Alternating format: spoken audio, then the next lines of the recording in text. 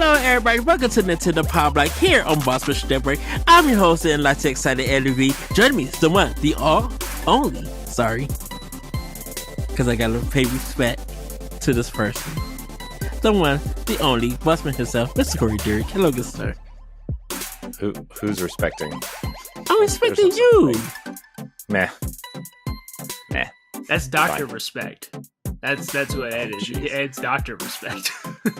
I don't know if I want to be confused with what's his name? Ooh, because I think he got into some trouble lately. Not to be confused with Dr. for allegedly messaging minors through Twitch's Whisper app. Is that the new information that came out, or was that the past? I mean, that was whatever came out like a year ago or 6 months ago, or whatever it was last summer. Yeah, I guess. Yeah, whatever. It's fine.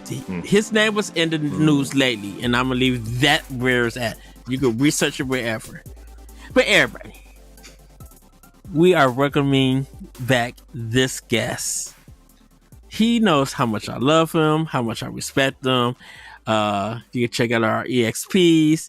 You can check our past discussions. You know, he is just an all-around amazing guy.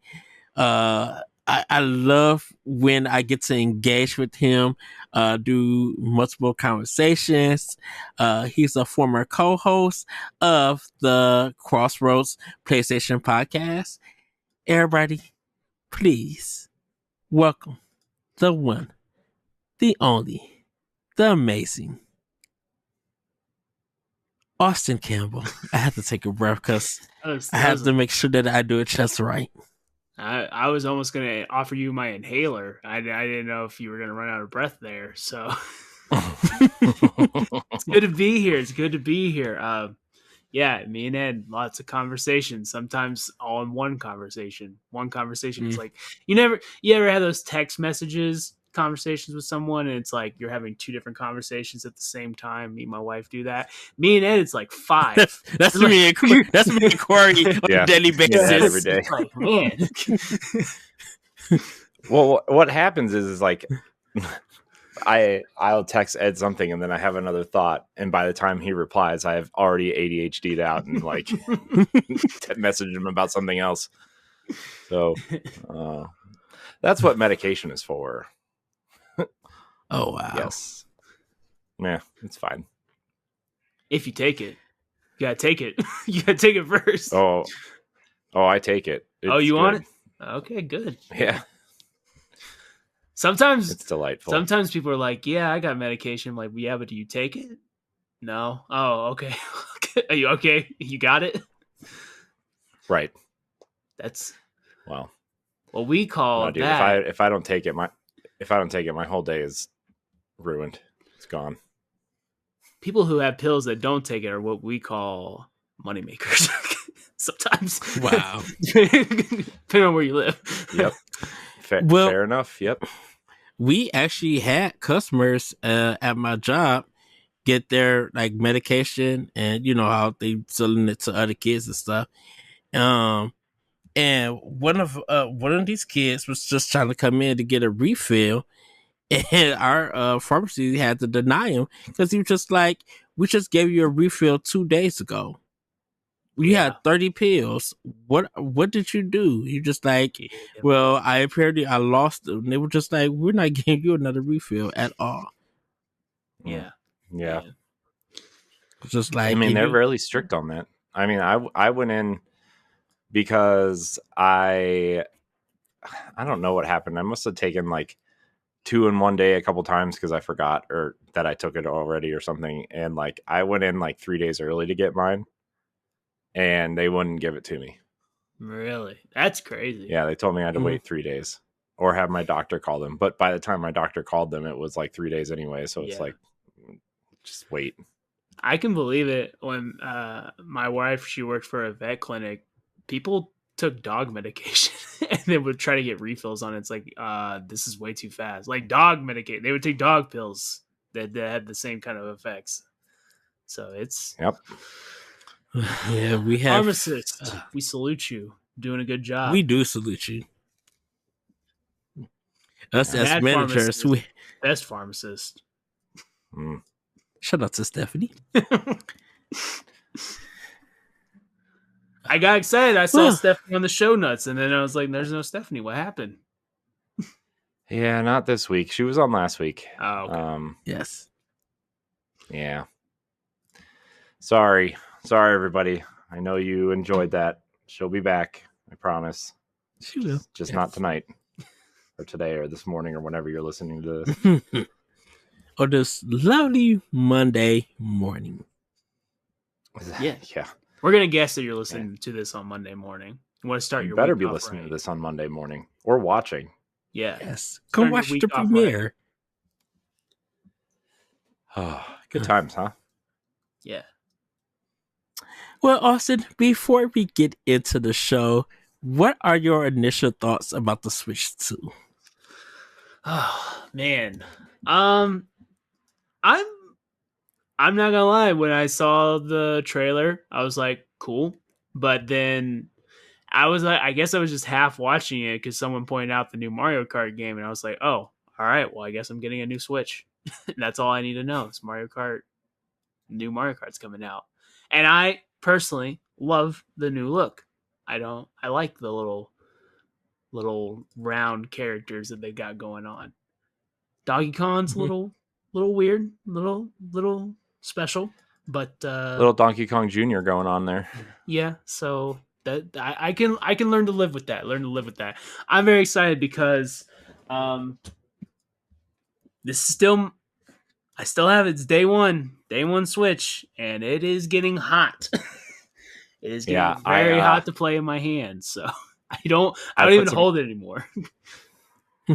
Yeah, I put some games on my day one Switch for my kids, and they play it sparingly, but they play it sometimes. And man, I gave it to my son today because we were all playing Mario Party, and he didn't want to play Mario Party with us, so he played he was playing Ninja Turtles. I don't know, something else. Yeah, probably Ninja Turtles or no, he was playing Mario Wonder, I think. Oh, okay. And man, dude, I was like, what is that sound? And I look up and it's my Switch. I'm like, oh my gosh, this thing is like gonna take off. He's gonna fly away. If your Switch starts to sound like a PS4, that's danger. That's what I was about to say. Yeah, mine sounds worse than my PS4 ever did. So that's bad. Yeah, it's fine though. It didn't blow up yet. Yeah. It did run out of battery awfully quickly though. Like within like an hour, it lost all battery. Wow. But it's because I don't ever use it or play it, right? So it's been sitting, so the battery has been, depleting over time. Mm-hmm. Gotta imagine the battery health not very high on the day one Yeah. Switch. Not very high. Yeah, very low. But very low. Switch 2, very excited. I'm excited. I haven't been playing much Nintendo Switch. I would like to play it, but I need a rejuvenation, I think. And I think Switch 2 will be it. It'll be like, here are the new games, here's the new lineup, here's the new system. I'll be right back into it, I think. So I'm very excited for a fresh start for Nintendo. It's only been 8 years. Yeah. So It's time. It's time. It's definitely time. So I'm ready. I'm ready for something new. Ready for it to be yeah. Let's make it happen. Let's have something new, Like, Yeah. don't get me wrong. And we're going to talk about this later because Nintendo did say that they do want to continue supporting the Switch, right? But like, let's not. I have thoughts. I have thoughts. They're good thoughts, okay? But and I think you'll agree with me once you hear me out. But anyways. Okay. Anyways, I can't tell if either of you are like, because you both are frozen on my screen for some reason. And so like I don't know if like I can't tell if you're like we're giving whatever, like I don't know if I should refresh the window or if I should just like leave it as is. It's like I think if you want to refresh it, go ahead. It's up to you.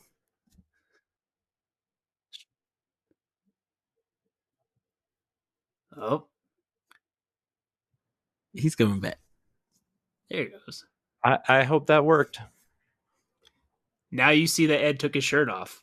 You didn't realize that when it was frozen. Oh no, not in this cold weather.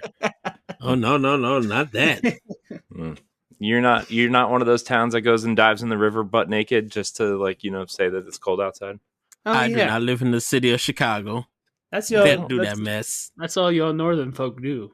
In the South, we don't do that, but northern folk, No, we took too much time perfecting the house for me to go outside. It's fine. Yeah.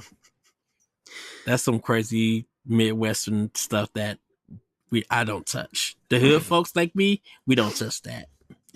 Yeah. And if someone put can't touch that. Oh jeez. I don't want to know. So, well, everybody, how about we get into some Pow Block? Yeah. That's the show we're doing. Yes, I thought we were in Pow Block already. Ed's confused. Ed's lost. I think he lost his spot. Meaning that we want to get into this housekeeping so that we can start the show. Well, this is Nintendo Pow Block, the Nintendo podcast for Boss Rush Media and the Boss Rush Network.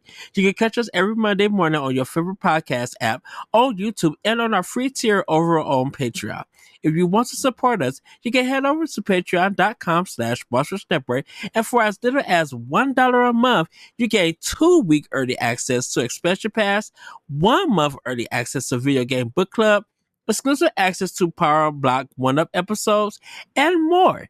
If you can't support us financially, no big deal. Leave us a 5-star rating and a nice review on podcast apps, or subscribe to us on YouTube and leave a comment or a like. You can find all of our podcasts and more content like daily banters, features, reviews, and more over on our website, bossrush.net. So anything current going on? I know for me, everybody, my Blade Chimera review is up, so you guys go read that. I will be having some more Boss Rush banners up coming soon. I apologize for the delay, everybody. We had some things at work that happened at some other stores, so I have been helping them out, so I haven't been able to write for a bit because of me being at other stores, but I will be having some content up this week, hopefully. Anything, Corey or Austin, for you guys? I wrote a thing for the website in the first time this year. It's the let's see, hold on, what is it? I know what it is. Nintendo and Microsoft will both benefit from the availability of Xbox games on Switch 2. It went up on Saturday, so you can read that. Basically, it was how both sides will benefit from Xbox moving multi-platform, which I know isn't exactly shocking statement, but there's ways I think Nintendo will benefit specifically from this. And Ed, we talked about it before, where yes, Nintendo doesn't make anything anywhere close to something like Halo, right? I mean, or Gears, or even Forza, right? So having those types of games on their platform will benefit them without them having to pour money into that kind of thing. So, Return of Perfect Dark on Nintendo platform, that could happen, right? Hey, that'd be cool. So, hopefully not on the original Switch. On the original oh no. Dude, that N64 version barely runs on the NSO. Oh man, just like it did on the regular N64. So yeah. Oh my gosh, dude, it's rough. I'm not gonna lie, if you would have played Perfect Dark, just do the rare replay. You can get rare replay back on. That's the best way to play, to be honest. Yeah, same with Banjo-Kazooie. The Xbox 360 versions of those games are amazing. Yeah. That was the first game I played on the Xbox One when I got one, was the rare replay stuff. I loved it. Yeah. I even liked playing Cameo. Yeah. For a little bit. Cameo wasn't terrible. For a little bit. It wasn't good. It wasn't terrible.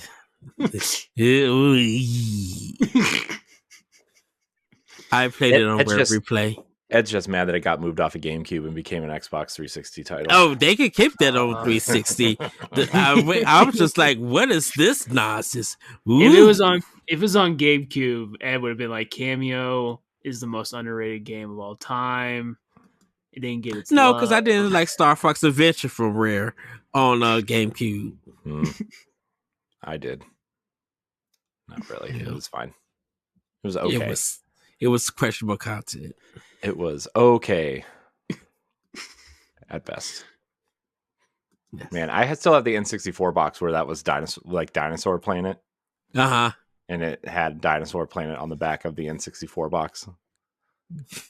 Oh, man. Oh, wow. Good times, huh? All right. Video Yes. Games. But you guys, how about we get into Snacktendo? And as our guest, Austin, what have you been snacking on? Well, tomorrow is Super Bowl as the time recording this, so I haven't done a lot of my snacking yet. However, when we were going to buy snacks for the Super Bowl, we found the Blackberry Dr. Pepper, which I had not tried. Now, I'm not a fan of Dr. Pepper, but I will try new flavors whenever they come out. My wife is a huge Dr. Pepper fan. I have to say I do like the Blackberry Dr. Pepper. I think Dr. Pepper should stop making regular Dr. Pepper and just make flavored ones because their flavored ones are better. You know, I love the cherry. The cherry Dr. Pepper. See, the cherry was fine. Vanilla, strawberry cream, whatever. Anything to get the Dr. Pepper taste out is great. I'm a big fan of just cherry flavored soda in general. I mean, cherry Pepsi, cherry Coke, the Code Red Mountain Dew. You know, you put cherry and stuff. Seems to taste good in liquid form. You know, I would be surprised if you did the cream and cherry Pepsi, Corey. I didn't say cream of cherry. I just said cherry. I don't do I don't do cream soda. Nope. Yeah, they have a cream and cherry Pepsi out now. Austin, I would try a cream and cherry, but cream soda is nasty. Cream soda, I would.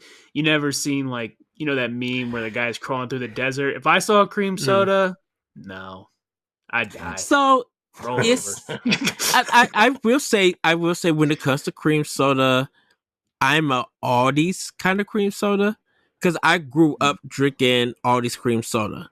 Because it was the only flavor that nobody else you couldn't get cream soda and Coke or Pepsi. They weren't making it, and ours and 7-Up, they weren't making cream soda or anything. Because even A&W didn't get their cream soda until I think sometime in the 2000s, mid 2000s. So the only one who had cream soda was Aldi.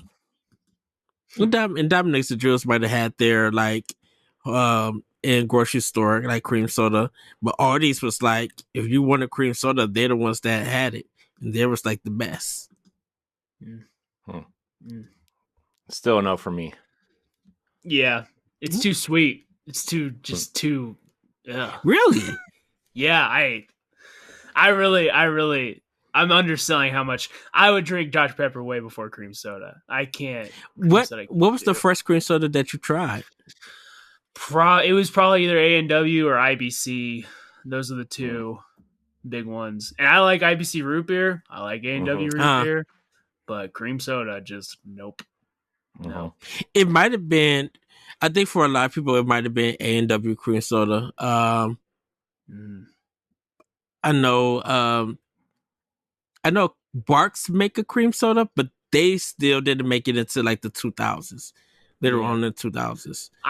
To me, like mushrooms. I'm not a fan of mushrooms. And I gave it all my might to try and like them when I tried fried mushroom. If I don't like deep fried mushrooms, I'm not gonna like it. Soda, I feel like if you don't like it in the glass bottle, which is the best way to drink soda, you're just not gonna like it. And that's kind of just how it ended up. It was just nope. I even like Dr. Pepper in the bottle. But Yeah, mushrooms is more of a like a piece of topping sometimes, and like the Swiss cheese like burgers that they put mushrooms on. That's the only time that I eat it. I don't eat it on anything See, else. I turn into a picky child again whenever I see a mushroom on pizza. I'm like, no. I'm Mm. just like picking it out of here. And I like supreme pizza. I like peppers, onions, all that stuff, but get the mushrooms out of here. I'm just like, shoo. Yep, get them out. Don't need them. Don't want them. I don't want fungus. Mhm. I got enough between my toes. Oh, wow. TMI. Wow. But blackberry Dutch pepper, I like it. I like blackberry flavored stuff though. Blackberry cobbler is my favorite. Cobbler, blackberry, everything. Let's go. Did it just drop? Did it just come out? Yeah, well, it's been out for at least I'd say a month or two, but we had just found it in stores. Okay. Then we probably don't have it yet, so I have to check for it. Yeah, we they have them in the 12 packs and they have them in the little single bottles as far as I've seen. Single bottles. So okay. Other than that, that's kind of pretty much it. Oh, I tried the Post Malone Oreos. We got those. Those are the other thing at the store. I just seen them. I seen the ad for them, but I haven't seen them in the stores. They're good. They're good. The sea salt caramel's good. They even have the little sea salt kernels in there. Add that little extra salt kick to it. So I really liked them. They're in a very small pack and they're overpriced because, it's Post Malone and they're selling the name. And it's Oreos. And it's Oreos, but they were good. They were good. I tried them once. I'd recommend people trying them once. So I tried them once. They're not better than my dark chocolate Oreos, which are my favorite, and the caramel coconut. Really? Second favorite, yes. So they're not better than that. The vanilla and the vanilla lemons are vanilla lemon for Corey. Third. Vanilla lemon is third. Those are my three. Okay. So it is the regular Oreos. I do like the fudge Oreos too. Those are good. Yeah. So that's it. Not too much snacking. Till tomorrow. Then it's going down. Corey. Oh yeah. What do you want? What you been snacking on, man? Well, I had a massive burrito today. That was delicious. The fatty fats. Yeah, man. It was I don't know. It was more of like a celebration that certain things are over now and not really a cheat thing because I need to like stop eating like garbage and drinking so much caffeine and all this other stuff. But yeah, I had a massive burrito and it was delicious. And I brought home some brownies, which were also delicious. Where's your burrito from? Your local place or?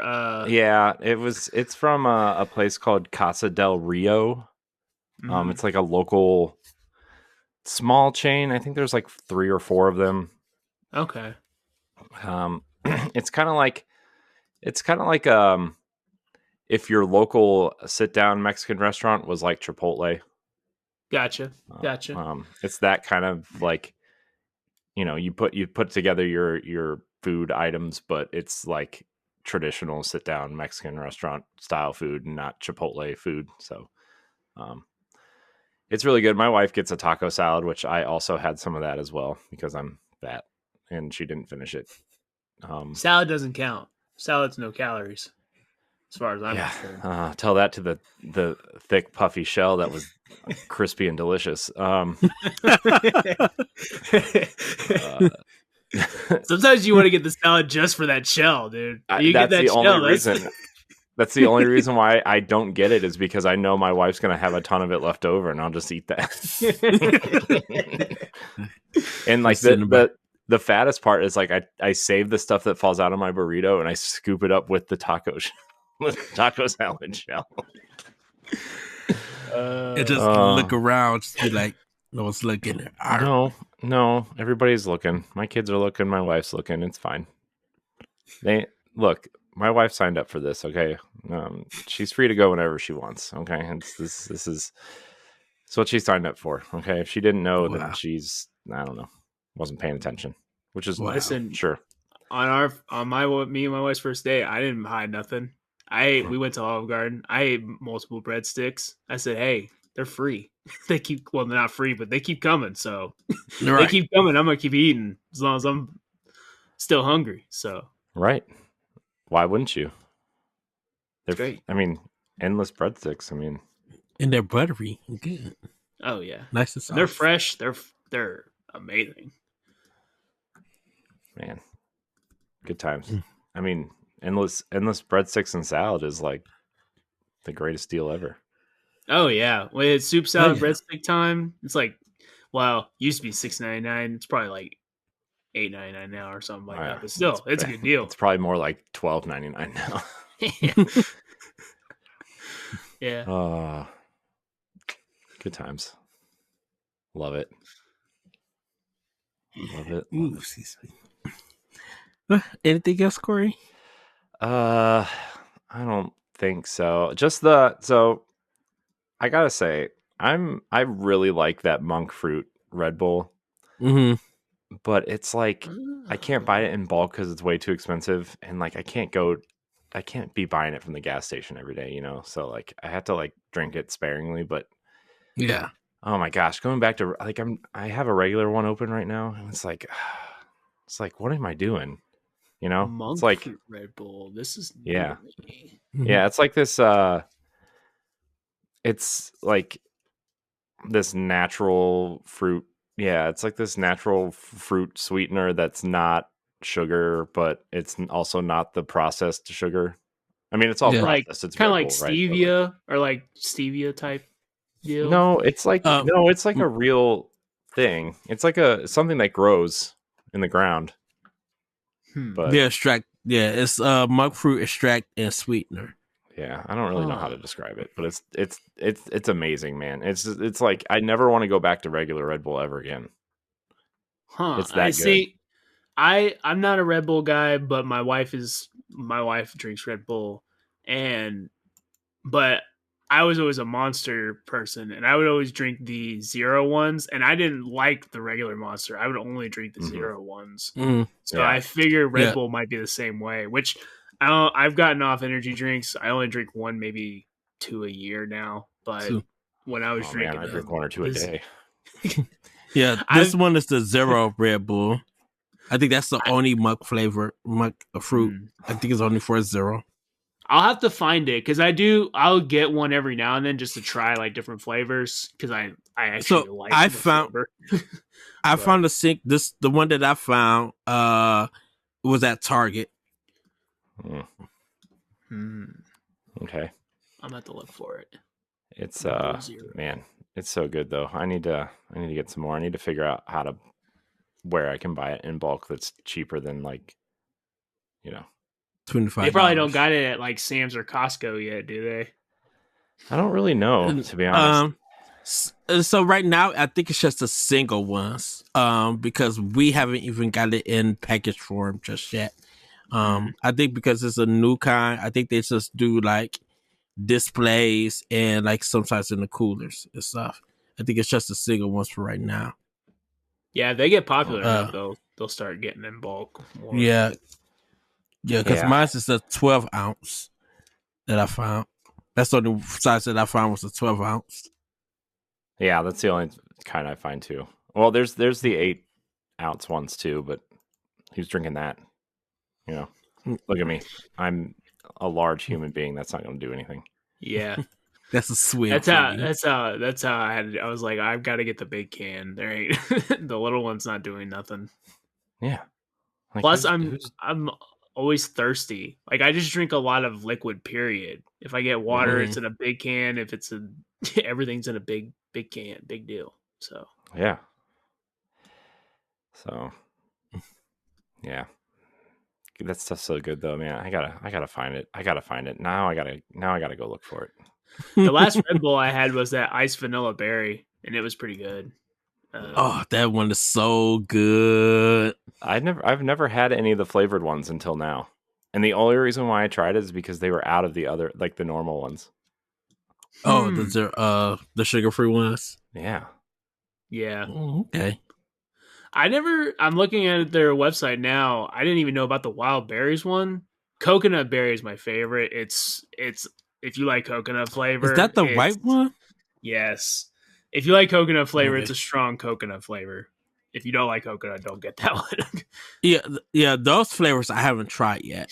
But this one I definitely try because I don't like the regular Red Bull. Me either. Unless I'm doing shots.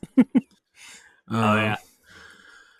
I remember when I had Red Bull and vodka because I was with my friend and she didn't want. She's like, I got this Red Bull and vodka, now I don't want it. And I'm like, all right. So she traded me for the beer that I had, and I was like, oh, this is crazy. This is good. I'll get another one. And I started to think, you're not supposed to be mixing these together, really. And yeah, it was a crazy night. Red Bull and vodka, wild. Never got it again. Yeah. Well, is that all, Corey? That's all I can think of at the moment. Okay. So yes. Well, for me, everybody, this past Sunday I have had sushi with eel on it and with eel sauce, and it has changed my life in a certain way. Yes, it's so sweet and savory. You would think me like, ugh, this is weird. I have gotten so many comments on my social media about it. They were just like, yeah, when I can find it in stores, I buy some eel sauce. It's kind of in a way a little bit better than teriyaki sauce. It's not, I mean, it has a great taste, a great sweetness to it. The eel itself was fine. It's kind of I was telling an associate at work that it has a meat taste to it, but it's like it doesn't have a seasoned taste to it. And I think the eel sauce gives it some flavor to make it sweet and everything. It was very tender. It goes great with the avocado. And it had crab. It was a California roll, so it had the imitation crab and stuff in it, and it was just so good and just so right. I almost fell asleep for a good 2 minutes in the restaurant because it was so good. But I had my miso soup, so I had to drink that. I had to eat that with time. So that was really, really good.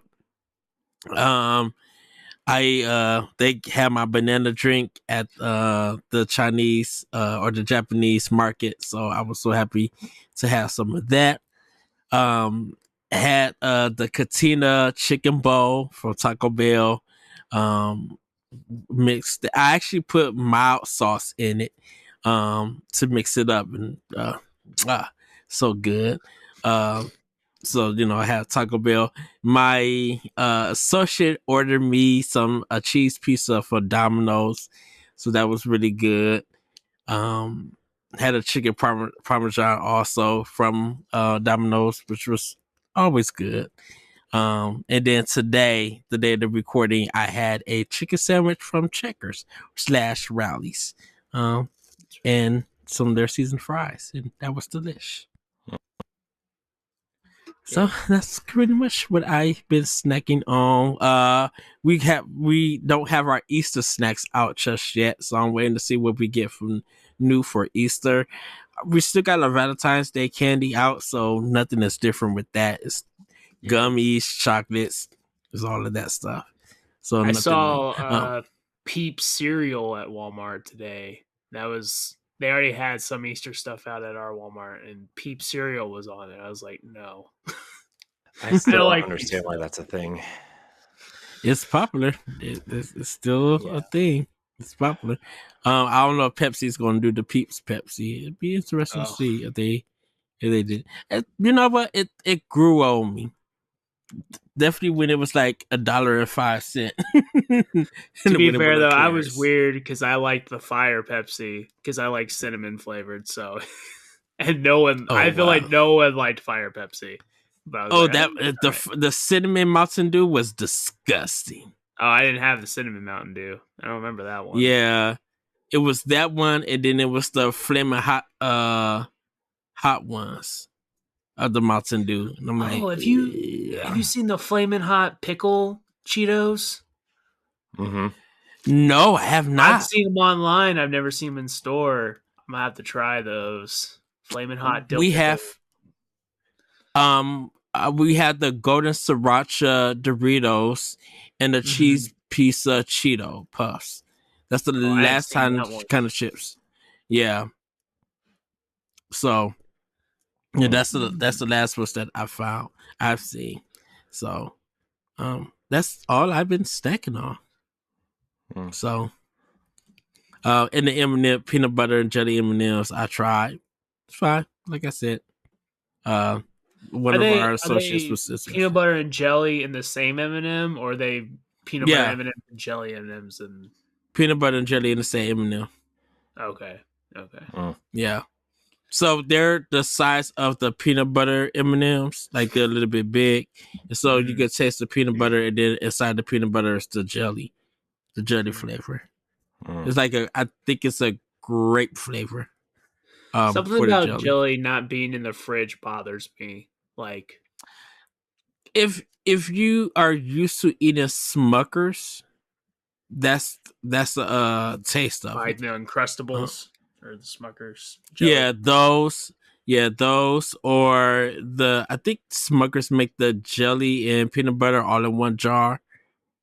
That one. Yeah, I've gotten too bougie on my jelly because I don't eat very much of it, and now so I get I really just get like preserves now, like homemade blueberry jam, homemade peach jam, local stuff. So I've gotten a little too bougie.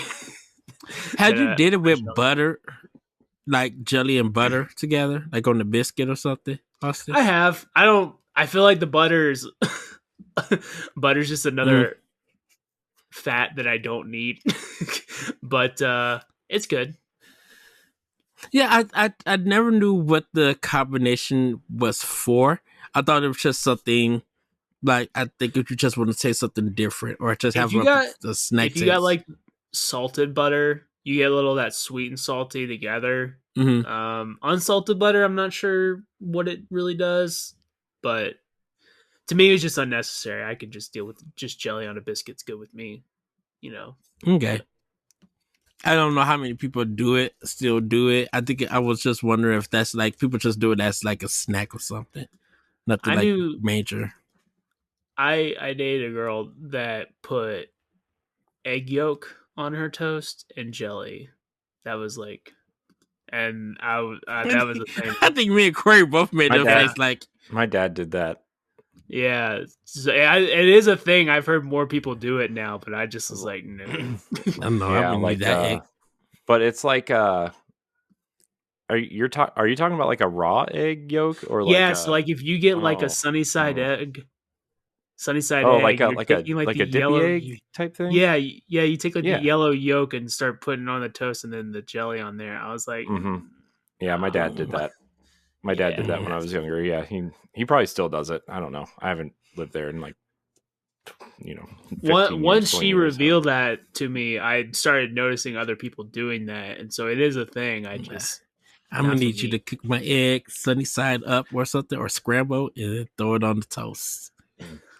Well, let me tell you, my when I used to work at the restaurant, two of the biggest things that were ordered, not like all the time, but often enough to make it like make you question if it was like a thing. People would order over easy egg on their burger, and people would order peanut butter on their burger. Yeah, I love egg on my burger. Thing. I love a good breakfast burger. You put the egg, hash brown, bacon on the burger. That's you're gonna be sleeping afterwards, but it's great. I've never done that one. Yeah, I mean that makes more sense than the peanut butter to me. I've heard the peanut butter is good. Supposedly that's a Elvis Presley thing. Like it was like a big deal he did, but I don't know. He didn't know what he was doing. He was high all the time. Who knew? Yeah. Who knows? They need to stop filling the description. Jeez. Well, everybody, it's time to talk about what we've been playing with Power. And Corey, what have you been playing with Power? Oh my gosh, where do I start? Man, so I've been playing. We'll start on non-Nintendo stuff first. I've been playing Ninja Gaiden 2 Black, and I am through chapter 6 or 7. Ooh. And it's good. The more I play it, the more I'm like, man, this game feels old. Because it is, right? I mean, it's 20 years old at this point. But the more I play it, the more I'm excited to see what Platinum can do with a new one. Because there's a lot of great ideas. There's a lot of great, cool weapons, and it's just a very 360 PS3 era game, right? It's very linear. There's not a lot of exploration within the levels. There's, there's a left way to this hallway and a right way. If you go the right way, you find a chest, and then you go the left way to go up the stairs, right? Like, it's very one of those. But I do like the weapons. I do think the combat feels very evolved from a God of War type game, right? Like, it's very fast paced, a lot of cool weapons, a lot of almost rock paper scissor-esque weapons where you kind of have to match your weapons to the enemy's weapons. You don't have to, but it really helps if you know that the staff beats the size and the swords beat the claws, and I don't know if that's really what it is, but you know what I mean. If you know which weapons counter the other weapons better, then you might have an easier time or a better time. It's a lot easier than I remember. I'm playing on normal, and I'm just flying through the game. That's what it seems like. I've been seeing a lot of people who were streaming it and playing it. It looks easier. It's a lot easier. It's a lot easier than I remember. Granted, I'm only a third of the way through the game, but I remember the silver train boss in the subway being extremely difficult on Xbox 360, and it is just one of the. I flew through it. I flew through it. So I don't know if I was just if I'm just amazing at video games, which I know I'm not, or if this game is just games have just gotten harder and more sophisticated over time, that this just feels like its simplicity in general just makes it feel easier. So that's kind of where I'm at with that. It's really cool though. I'm enjoying it, and I'm excited to see what Platinum does with a fourth one. I also downloaded Sigma and Razor's Edge because I don't know if I'll play all the way through them, but I do want to play them just to be I want to, because I played Razor's Edge on Wii U, right, when it came out. Yeah, that was one of the 4 or 5 games I bought at launch for that thing, or around launch, and I remember it being good. It wasn't amazing, but it was good, right? I just remember the only thing I remember from that game though is that the purple-haired ninja chick from Dead or Alive is in it. Okay. That's all I remember. So that's what I've been playing there. I have also been, kind of continuing my journey through Donkey Kong Country Returns HD. It's starting to feel samey. This was it shouldn't be a criticism because this is the first one of the 2 2D games that Retro did, right? But it's I really miss the other Kongs and the variety of movesets that they offer, right? Like Cranky and Dixie, and even Funky Kong to an extent. But you can't really criticize that because this, you're supposed to play this one first. This is just a remaster, right? So I can't take points from it. I think the level design is really simplified from Tropical Freeze. It definitely feels like the first one, of these 2. Yeah. So it's very pretty and it's very colorful and difficult at points. But I also the way that Donkey Kong controls it makes me wonder why people think Donkey Kong is superior to Super Mario Brothers. It's just like there's no way that it is, right? Like it's just Mario just has tighter controls. I know, but that's what I'm saying though. I'm like people are like if people swear up and down that Donkey Kong Country is a better platformer than Mario than any Mario game. I'm like no, I don't think so. And this just reaffirms that all of that. It's a very good game and it's a very specific type of platformer, right? But it's just like man. I want to see it through. I want to finish it. But there are so many other things coming up and like I want to start my Xenoblade run for the year and we'll talk about another series that I've got sucked into this week without warning. So and then you know, I've been playing my Disney Dreamlight Valley kick and I've kind of actually obsessively been trying to figure out Disney Speedstorm.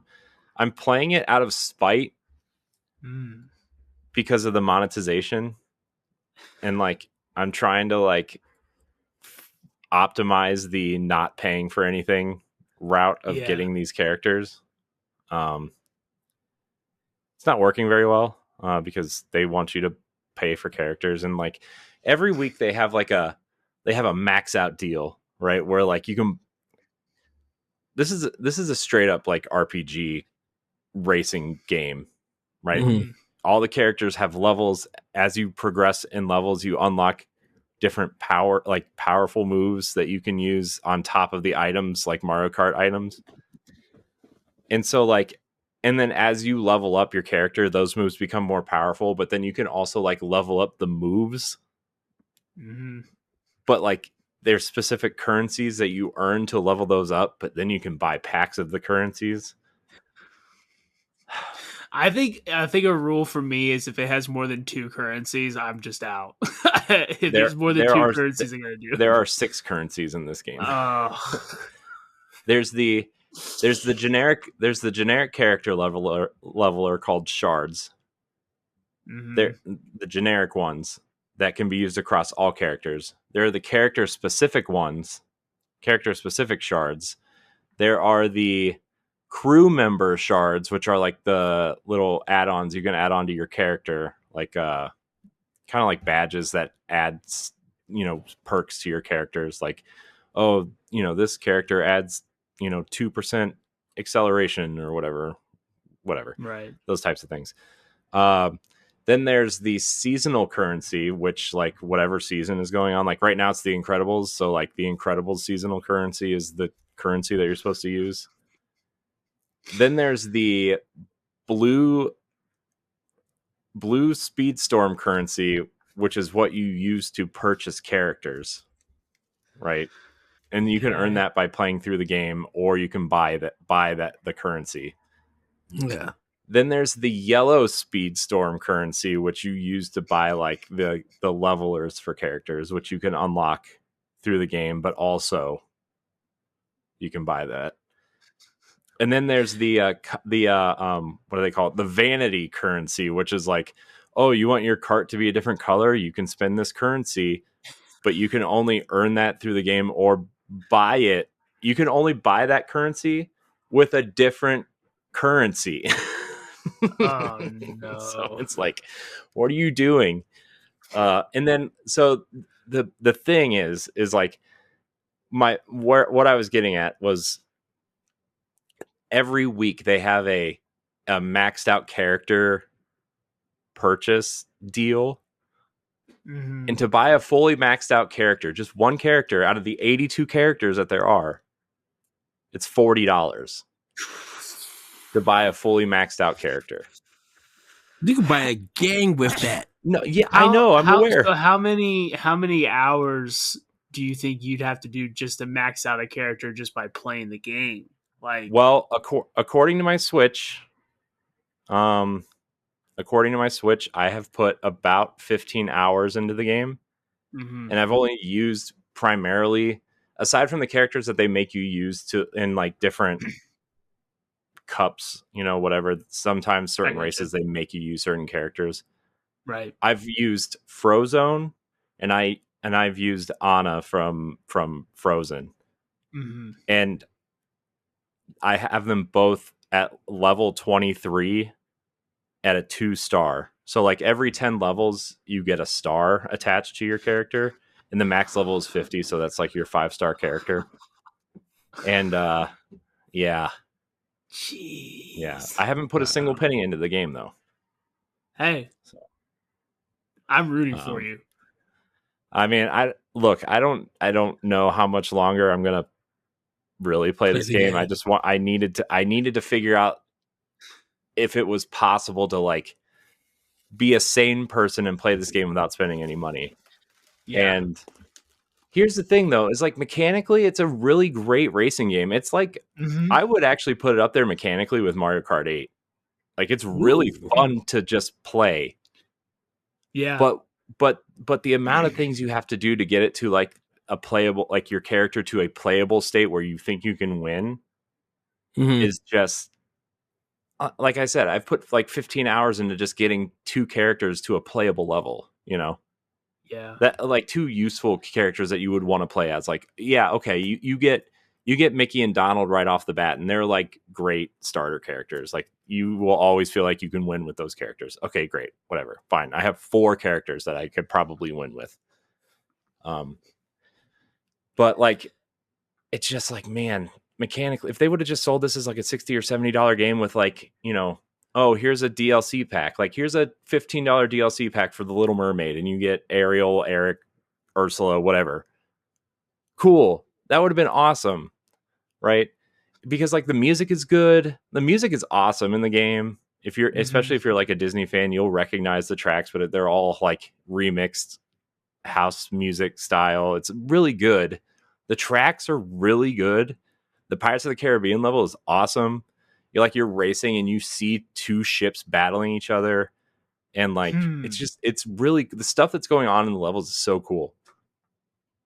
The Inside Out level is amazing because you're like driving through Riley's head and like all the like the corridors with the orbs and stuff, and like you see them falling down, and like you see like you go through the that one room where they kind of start turning into like abstract shapes. Like you go through that room and you just see like the room like shifting into like these abstract shapes, and you go through the other end and everything turns normal again. It's like really cool, but like the monetization, holy, it's just, Holy moly. they should have, if they would have just sold this as like a $60 game, right?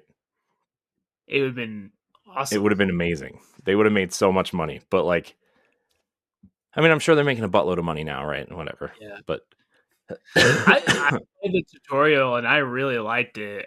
But I was just like, and then every like YouTube video I was watching talking about, they're like, if you don't want to spend any money, you're going to play a lot. You're going to play so many hours, and to me, it wouldn't be so bad if I had to play a bunch of hours to unlock characters or vehicles or whatever. But when it's talking about like you can't win the race if you don't level up your character, I was like, Could you imagine if like Smash Brothers did this? Like each character's moves had to level up and everything. That'd be that's the same kind of vibe I got from it. Yeah, and it just sucks because like mechanically the game is like, in some ways it's like on par with Mario Kart. Seriously, like the drifting I got like feels the Team Sonic Racing vibe from it. Like or not Team Sonic Racing, but Sonic Racing All Stars. Yeah, it kind of reminds me of that. Mechanically, I think it might be better. I think it's more along the lines of like Crash Team Racing. Yeah. In terms like mechanically, but like, man, I wish it was a little bit different. So, let's see. Oh, I got all angry about that now. So I also played Destiny 2 Episode Heresy, the first mission. Not going to spend a lot of time talking about it here, but if you have fallen off of Destiny, if you've played Destiny and you've kind of fallen off because it's been less than mediocre recently, this episode starts out with like maybe they know what they're doing. Maybe they're on the upswing. It was the opening mission of episode Heresy was amazing, and I'm excited to finally see where this story is going, because it actually feels like a stepping stone of where they're going next. Finally, finally doesn't feel like a filler thing. This could like lead into a new campaign, like a new game. Yeah, whatever Project Apollo is, which is their next major expansion that they haven't shown any of yet.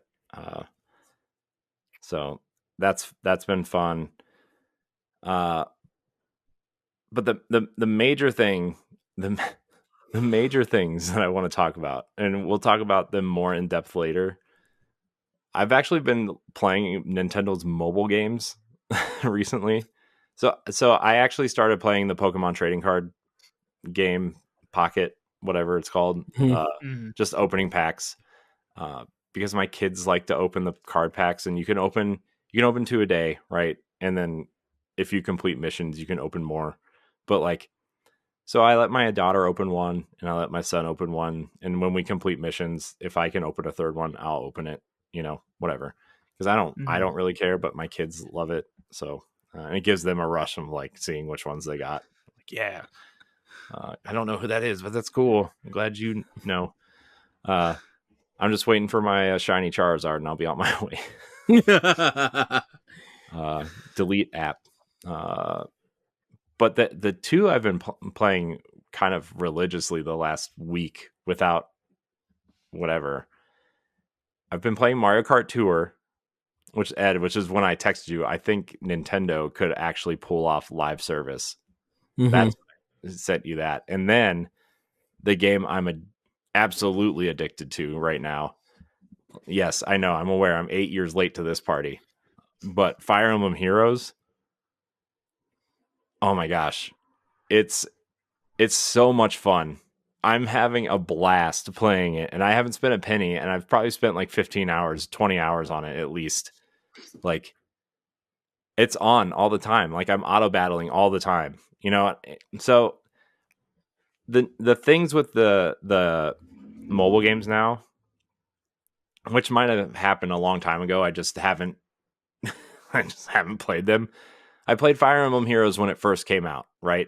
I played it for like a week and a half, Ed, when we were talking about their mobile stuff, right? Yes. Like literally the first year of Pow Block, I played it, and then I was like, I don't want to play this, right? We talked about it to cover it, and that was the last time I played it. Well, I sign in, I download it, I open it, and it says connected to your Nintendo account, and it linked it to my Switch account. Oh, and I'm like, oh, that's cool. And it said, here's a welcome back package, because I re-downloaded it. Yeah. And I got like a ton of stuff for like not playing for so long. And I'm like, oh, okay, that's nice of them. Let's see how long this lasts, and see how much money they want me to pay when I use all this. And then like somehow it like saw that I had like save data from 3 houses and engage.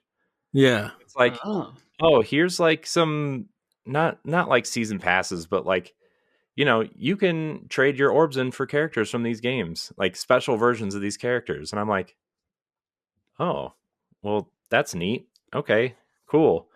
So like, I've been playing, and I've played through the entirety of book 1, which is like, there's 12 books, which are the campaigns that you play through. Yeah. I've unlocked 82 heroes, probably 30 5-star heroes, just by playing the game, and I've also been playing the paralogs, which is like the side quest campaigns that are going on.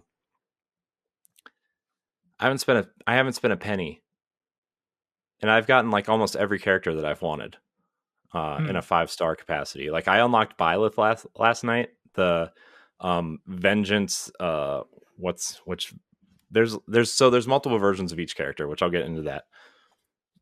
But I unlocked Byleth, the Vengeance Vessel Byleth, which is the one with the green hair.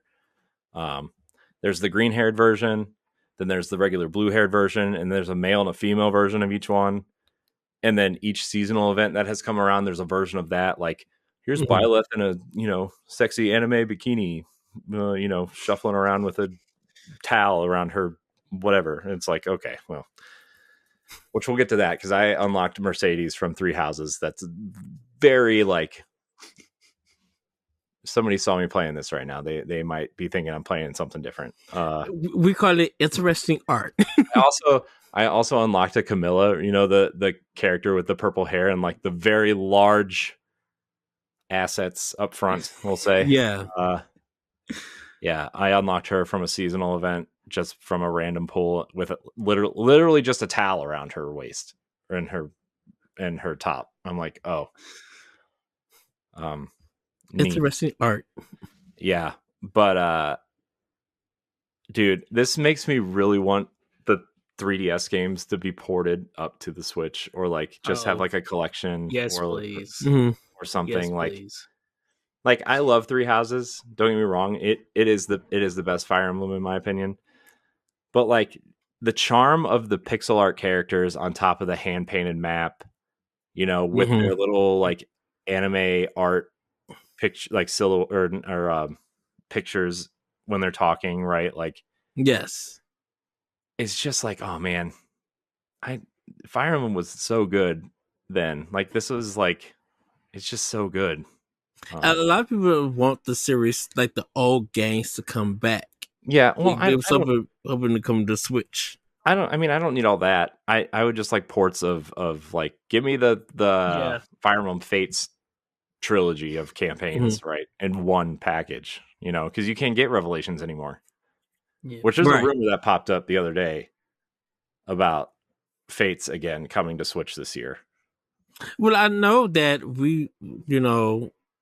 with your prediction of like a bunch of GameCube games getting like remastered and then re-released, we talked not earlier, but we talked before about those GameCube games coming to Switch, because I think a lot of people didn't play those games because Fire Emblem wasn't popular.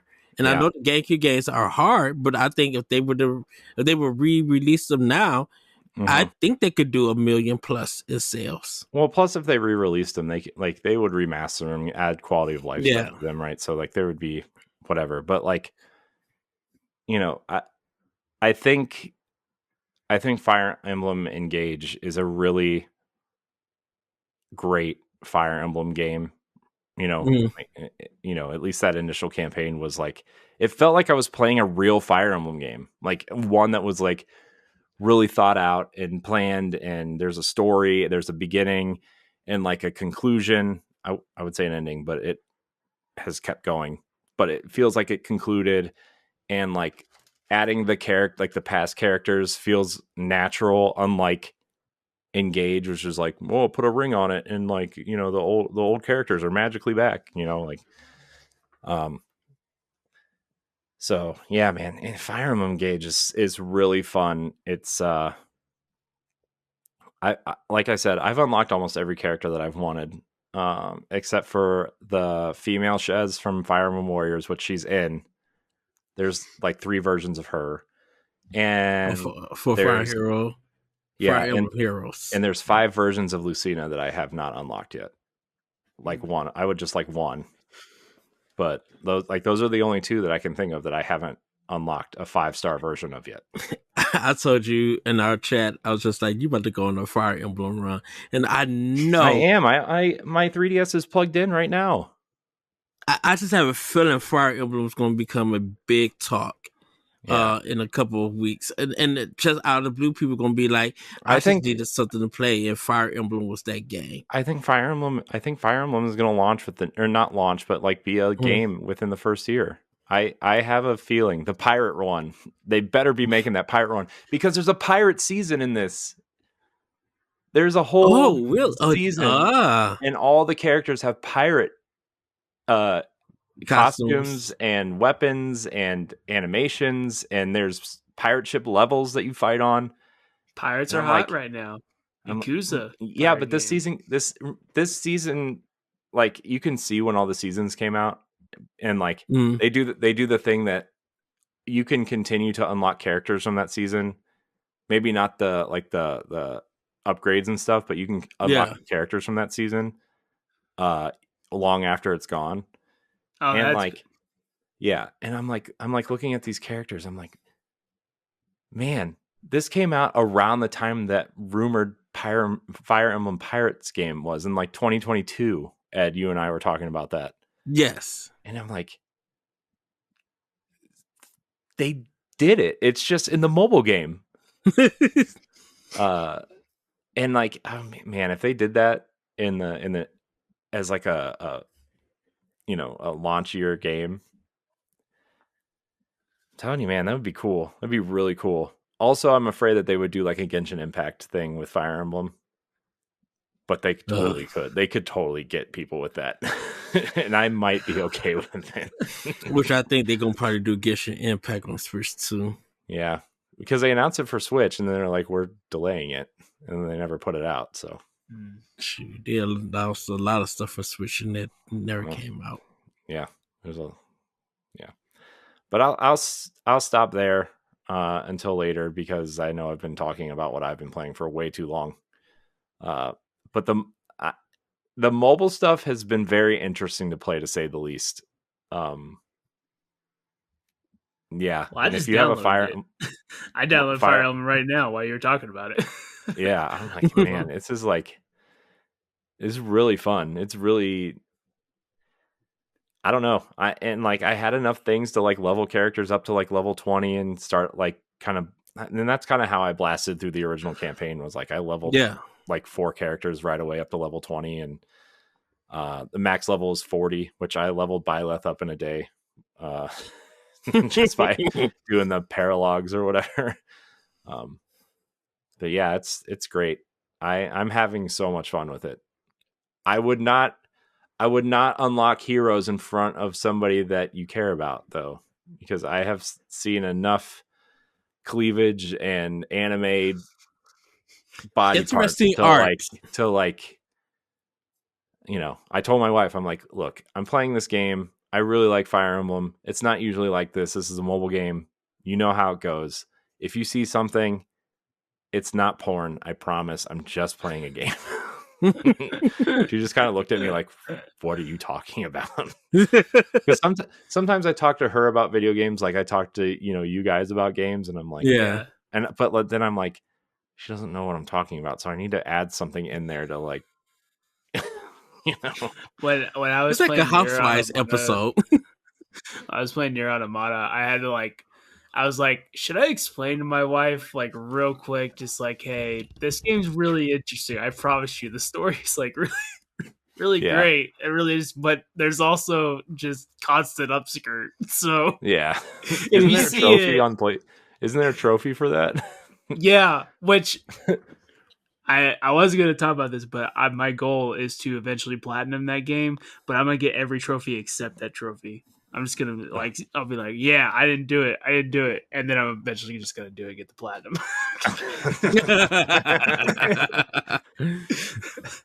Oh, that's funny. Or like when you're climbing a ladder, it might just accidentally pop. Oh yeah. Well, that was the funny thing, is when the first time, if you've ever played Nier Automata, like the first building you go in, there's that giant ladder. I immediately was just testing things out, seeing if there was fall damage. There was. I fell down the whole thing, and I was like, well, I guess I gotta climb up this ladder again. And then I was like, wow, this ladder's really long. Wow, is there a faster way to do this? Oh, there is. But they don't want you to do that. A lot of people probably are not using it. Yeah, they very clearly do not want you to do that. Oh, good times. All right. Well, Austin, what have you been playing with Power? Oh man, I've been playing a little bit of everything. NCAA football. No. I haven't played NCAA football November, probably. I had to get off. I was getting really upset. I was getting way too into it. I swear, I'm not the only person. I looked it up. I'm not the only person, but I feel like NCAA football has rubber banding in it, like a kart racer does. And it was driving me absolutely nuts. Like, I felt like anytime I got behind in a game, my players would get like God mode all of a sudden, catch up, and then anytime I got ahead in the game, my players would just completely lose their mind and not do anything right. And I was just like, this is really every game I played was within like 2 or 3 points, and it was so frustrating. Win or lose, something bad would happen. There would be these like weird penalties my players would do all of a sudden to cost me games. I was just like, I can't do this. This is too stressful. I don't even feel like I'm playing the game right. I feel like it's just like it's got like a narrative it wants to play. I don't know. I thought I was taking crazy pills, so I was like, you know what? I'm gonna get off. I'm gonna get off this for a while. Because it was taking over and I wasn't getting through games that I want to get through. So it was just like taking too much time. But I have not played college football in a while. I do stand by it. It's a great game, but I think I entered the Matrix or something where it wasn't adding up anymore. Something was off. Yeah, that's how I felt with Madden for years though. It was like, man, true. When I'm playing as the Browns, like, well, let's be honest, the Browns are not very good ever anywhere. But I'm playing and I'm like losing online, and like all of a sudden, like Nick Chubb's breaking every tackle, and finally Deshaun Watson completes a pass or breaks a tackle or whatever, and then I go up and I'm like winning for like more than 3 minutes by like 10 or so. And then all of a sudden, my defensive guys can't tackle. David Njoku fumbles the football and whatever. I'm like, what is going on? Come on. Like, I think what happened, Corey, it was like when I would play Madden every year, I would wait for it to go on sale for it to be like $20, and then I would buy the new Madden every year because I like to collect the physical editions. And I would only play maybe a season of like franchise or whatever. And then I'm like, all right, I got my fill. I'm done. College football, I had played like 7 seasons, and I was kept playing over and over again. So I think I played so much that I was like starting to see like, oh yeah, there's problems. Whereas Madden, I get in, I get out, no problem. I just don't even think about it. Yeah, what I do with Madden, I play that 10-hour trial that comes with Game Pass every year. Oh, and then and I'll be like, then I'll decide, I'm like, do I want to play this or not? And like, nah. And then, 3 weeks before the Super Bowl, they add it to EA Players or Game Pass anyway. And I'm like, they just added Madden 25 to Game Pass. I'm like, okay, well, I can play it now. Yep.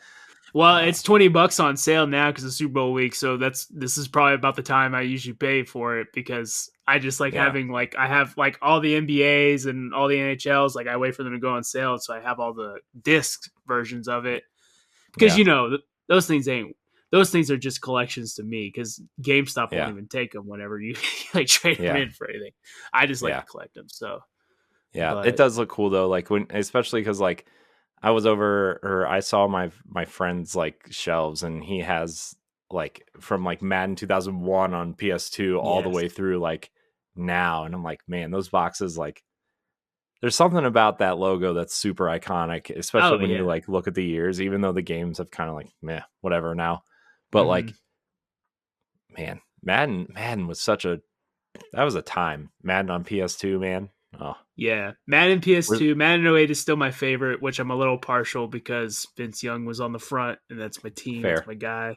But 08, like that 05, 08 range was golden.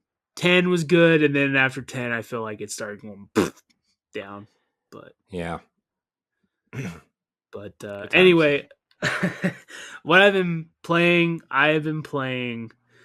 I said earlier, I don't remember if it was on the show or on the pre-show, but I've been getting it a lot into pinball lately. So I've been playing a lot of Pinball FX.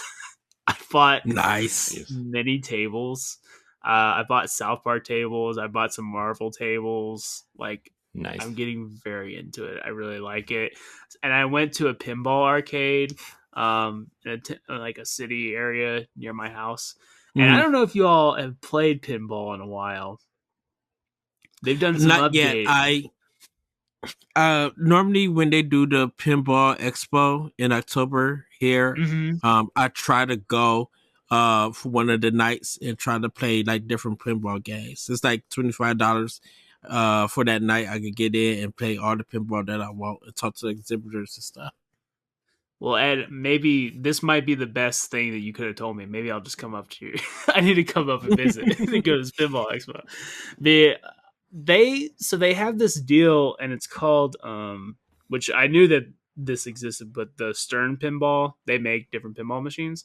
They have an app where you can like log in, and then you go to the pinball machine, scan your ID, and then like they keep track of your scores and all the missions you've accomplished in the different pinball games, and you can see where all these pinball machines are located, like that are with the program and stuff.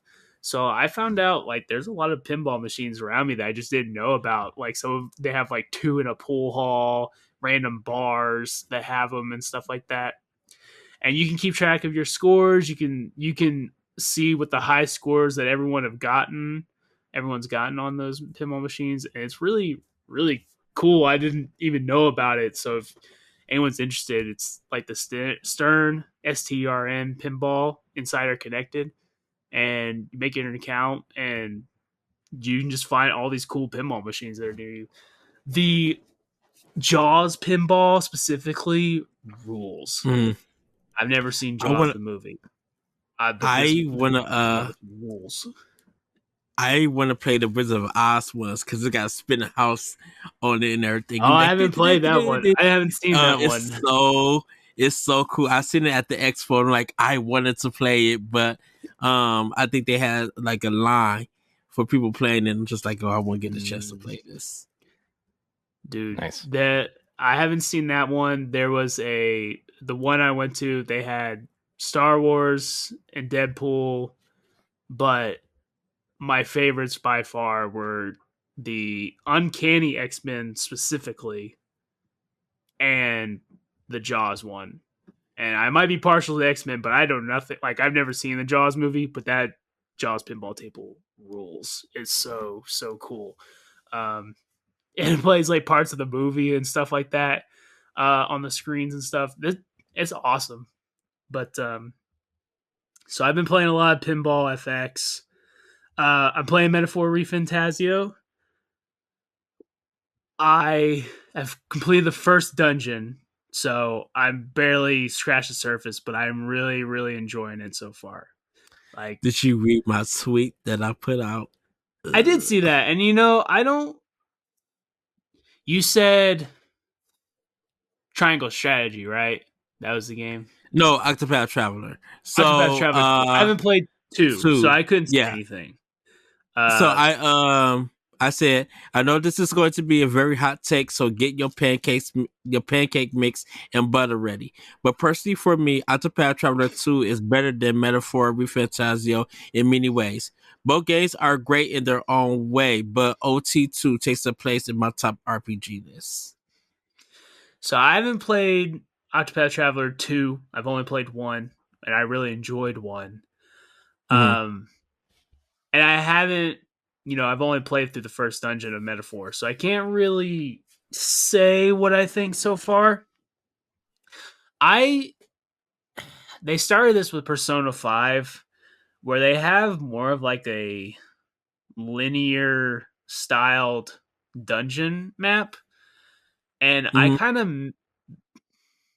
don't hate it, but I get that it makes it more easy, like more approachable to get into it. I think it gives people it's more interesting than just doing like random generated dungeons. But I like random generated dungeons. I like random enemy encounters, like that the old Personas did, and Octopath Traveler and all that stuff. Like, you see the enemies and you can keep going back to those same areas over and over again. But Persona 5 really changed it to where they started doing like where it is more linear. You have like set goals, and you can come back to those areas and fight the same enemies again, but you're really just trying to progress through the dungeon specifically. And same thing with Metaphor. Now, the story in Metaphor is insane. I think it's crazy. the first dungeon is like wild. So I'm already hooked as far as the story goes. And it's funny that you're all talking about Fire Emblem because when the PSN went down, I got nervous. I was like, well, I want my trophies to count. So I'm not going to play Metaphor till it comes back up. And I still had this like urge to play a RPG. And I was like, oh, I can play Three Houses again. I guess I started to turn on my Switch. It's like, thinking about playing Three Houses again. But the thing about that, because Xbox does this too. mm-hmm. If the online is down and you're playing offline, you can still play the game and do all of those missions. Once your thing catches up online, then it starts revealing all the achievements and trophies and stuff. I think PlayStation does the same thing. They do, but you have to understand, I can't do it. I can't leave it up to chance. What if I get this trophy? Okay. I get through this part of the game, but something craps out. My PS5 blows up. And then I lost all that progress. Like that kind of stuff is the stuff that goes in my head. My early days, when I was living at home on my PS3, I had so many trophies that I would get, but I never got to set it up online, so I didn't save a lot of it. Like if you look at my oldest trophies, it's like the oldest trophies I had from PS3 were NCAA football, Call of Duty, stuff I played online with my friends, but all of my offline trophies that I got never uploaded. Like I just never did it. And so I lost a lot of it. Like my Ratchet and Clank games that I platinum, the God of War platinum I had, like just gone. So that to me is like, as soon as the PSN was down, I was like, you know what? Here's an excuse. I'm going to turn on my Switch and I'm going to play Switch games. That's my excuse. I have an out. So, but Metaphor is really, really good. The stylized, the stylish stuff is just really cool. I get sometimes it can be a little much, a little too much UI, but to me, it just comes with the territory. Like, what you're getting when you're playing one of these Atlas games. So, but I really, really like it. And I'm very, very interested to keep going, see what happens. I played a bunch of fighting games because we went to the arcade. My wife started playing fighting games there. We played Mortal Kombat. We played Soul's Edge. Nice. I hate Soul's Edge because she's really good at it. And she was just... I couldn't beat her. It was annoying, so I don't like that game. That game sucks. It's just Soul Calibur. But no, I'm playing. But so we ended up coming back home, and I got her on Mortal Kombat 11 because I had that on PS Plus. We played the My Hero fighting game. We played... Oh, and then I got her on Gang Beasts because she had never played Gang Beasts. I was like, oh, man, this is a classic game like years ago. And they added new maps that I didn't know about. And some of the maps rule. Like, there's a map. Cool. If you've ever played Gang Beasts, it's like playing a fighting game with like Octodad physics. Like, doesn't make a whole lot of sense, but they're like really dumb fighting party games to get with your friends. But there's one map that's on a boat, and then sharks just randomly jump up and just trying to eat you while you're fighting, and that level had me laughing so hard that I couldn't breathe. Like it was that kind of game where I was just like, just the craziness that was going on. So if you haven't played Game Beast, you gotta check it out. Especially if you haven't played it in like, I don't know. The last time I played it was probably 2 or 3 years ago. So whatever update they did to add the new maps is great. Play the boat one specifically. And then nice. I've been playing two different games that I'm very still early on. I've started the Plucky Squire, and I like it. I like the charm and everything, but man, it doesn't play very well. Like it doesn't. It's rough. This 3D stuff is rough. I'm like, man, had you all Yeah, just it's taken like maybe another year just to polish this, you would have something really special here. And they did. Like that trailer, I was like hooked. I was like, this trailer is Yeah. awesome. That trailer is what made me want to play the game. But the 3D stuff is just like, ooh, this is not well done. Could have used some polish and some budget or something. I don't know, but ooh, shade. the first like when you're like stealthing around the like cockroaches or whatever, and like I'm like, I don't even feel like I'm doing a bad job here. I feel like this game just it's like doesn't make, I don't know, it just doesn't play well. And it's too easy too. Like it doesn't feel like I'm even learning the mechanics. It feels like I'm just powering through things and just being like, all right. Which the fact that the game doesn't control well, I'm okay with that because I can at least beat the game and get through it and see the story and stuff. But and see the art is really cool. Like the idea is so cool, but just gameplay wise, not great. And I'm also playing Sonic Frontiers. Nice. Which is all right. It's all right. I really like the Sonic levels. I don't really care for the Sonic open world stuff. But what I like about the Sonic open world, I like the traversal. I like how when he's like when he's grinding around and moving around stuff. That stuff is cool right there. The grinding is cool. The bosses that you fight inside the open world are cool, but I feel like it's just like, I don't know. This is just all right. Too open of a world. Yeah, now I kind of just wanted to like I wish it would just shrink down a little bit and maybe I can just power through the story. That's probably what I'll end up doing. Is just power through the levels. Because the levels are cool. The 3D levels are cool. I like them. But I don't know. I wanted to give Sonic a shot. I'm not a Sonic guy. I didn't grow up on Sega at all. But I did. You're not missing much. Yeah. I used to love Sonic, but like going back is like, oh man, there's a reason why Nintendo's still going and Sega went in a different direction. We'll say. Yeah. There's a reason why my nephews know Sonic from movies and not games. Shout out to the movie though. Jim Carrey doing his thing. Yeah. I finally saw the second one like a month ago. I still haven't seen the second one. The first one I liked. I just never watched the second or the third one. So I need to go see the third one. But yeah, I'll wait till I'll probably wait till like 3 years from now when it's on something that I can stream it on. Or not. I don't know. I'm probably going. I had it. It was on Hulu for a little bit, and I could have watched it, and I just didn't because I don't watch movies very often.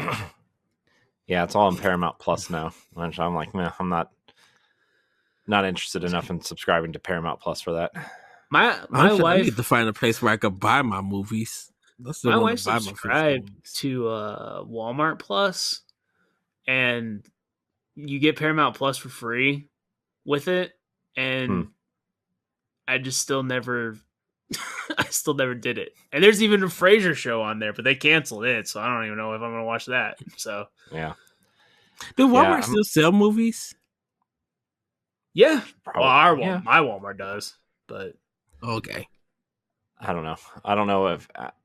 Look, man, I walked into Best Buy the other day for the first time, and like, I don't know. Aside from like picking up my Switch pre-order, that I just walk up to the counter and say I pre-ordered a Switch game, and they're like, "Okay, here it is." Right? Like, I actually walked around. Yeah, man, the game section is so small now. Like, like the Nintendo aisle's the biggest aisle, and it has one full aisle. And it's like half an aisle.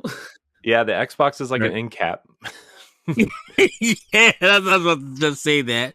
And the only reason why I knew reason why I knew it was the Xbox is because like it's green. Yeah, in the middle of this giant blue ocean. I feel like there was more Xbox and PlayStation cards than there were actual games. Like, Oh yeah. But Yeah. like the thing is they sell the card like the digital games like but the cards of the codes on them instead yeah, of the boxes. I'm like, oh man. yeah. Well, Uh, so I went to Best Buy because I remember they had steel books, and they don't have those anymore either. Like, at yeah, least at my Walmart. Best Buy, nothing. Well, yeah, it looks like Walmart and Target are the new steelbook places. Target, especially. Something's coming out this week with a steelbook, exclusive steelbook. I don't know what it is. I am this Thursday, because I brought a vial, at Best Buy. They're gonna have a steel book, but it's gonna be the digital code. Mm. Yeah, well, that's how Xbox is now. I mean, that's how. No. Remember when Redfall was just going to be the code in the box, and everybody freaked out, and then Redfall just ended up being Redfall. Yeah, Right, yeah, well, but that's I think fucking- mine's comes with like bonus content, and then it comes with the digital soundtrack and stuff. Mm. So, and plus, I get to play it 5 days early. Yeah. I'm not that into Avowed to do all that. I'll just wait till it comes to Game Pass, play it for a couple hours, and be like, I'll do it. I'll play enough of it to talk about it on Xbox Casuals, and then probably move on because I don't know. I'm not. Those games are Obsidian games are always high quality. They're just not for Mhm. me. I'll probably wait. But till I'm it comes excited to- for it. Wow.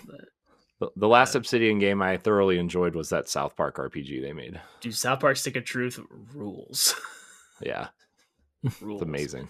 Fracture Butthole, pretty good too, but Stick of Truth is the best. It's great. Mhm. Yeah. I just can't with those games. But that's me. Man, they're awesome. It's just Paper Mario.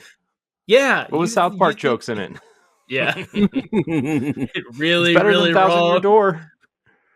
That Now is that's true. shade. That is That's true, though. shade. It's not shade. It's That's facts. shade. That's Facts. shade. Shade. Thousand Year Door. Man, if that's the best, if that's everybody's favorite Paper Mario, man, they have low bars. That's all I'm saying. That's You need shade. to play Stick I'm of just Truth. saying that's shade. I would argue that Fracture Butthole might also be better than. I might Once also again, argue that as well. That's shade. I'm But just saying that's shade. Stick of Truth that's not shade. That's just truth. That is Yeah, the I'm Stick just of saying. Truth. I'm just saying. I'm just saying that's shade, and I'm gonna leave it at that. Also, every Listeners- Mario and Luigi game is also better than all of the Paper Mario games. I'll throw that out Some there, of too. them. Some of Mm. them. Yeah. The ones that I've played are better. Maybe Bowser's not the one with Inside Paper Story. Mario in it. Bowser's Not Inside as good. Story is super funny, so I Yeah, think that would Bowser's definitely give Story- Paper Mario. That was a Bowser's year. Inside Story is probably my favorite of the Mario RPGs. Oh, it's so funny that game. Just It's It's just so the funny. writing. I found a cartridge of the DS version of that just randomly in a box in my house. Oh, Just wow. randomly. Like not no box, no nothing. I'm like, where the hell did this come from? I'm like, where did this come from? It's just sitting in a box. Okay, and so I stuck it in my DS and just put it back in the storage. But like, because I don't want to lose it now that I found it. All right. But like, That's I don't know the where to game put that's in my 3DS right now. Is Bowser's Inside Story. That's the last game I played on my 3DS because I nice, get so much. But nice. Well, I whipped mine out and threw in Fire Emblem Awakening. So we'll see. oh yeah, The game that should be on Switch right now. man, I love Awakening. Awakening is just the writing is so good. The characters are funny. With some of the dialogue. Oh, I like icons. I love that game.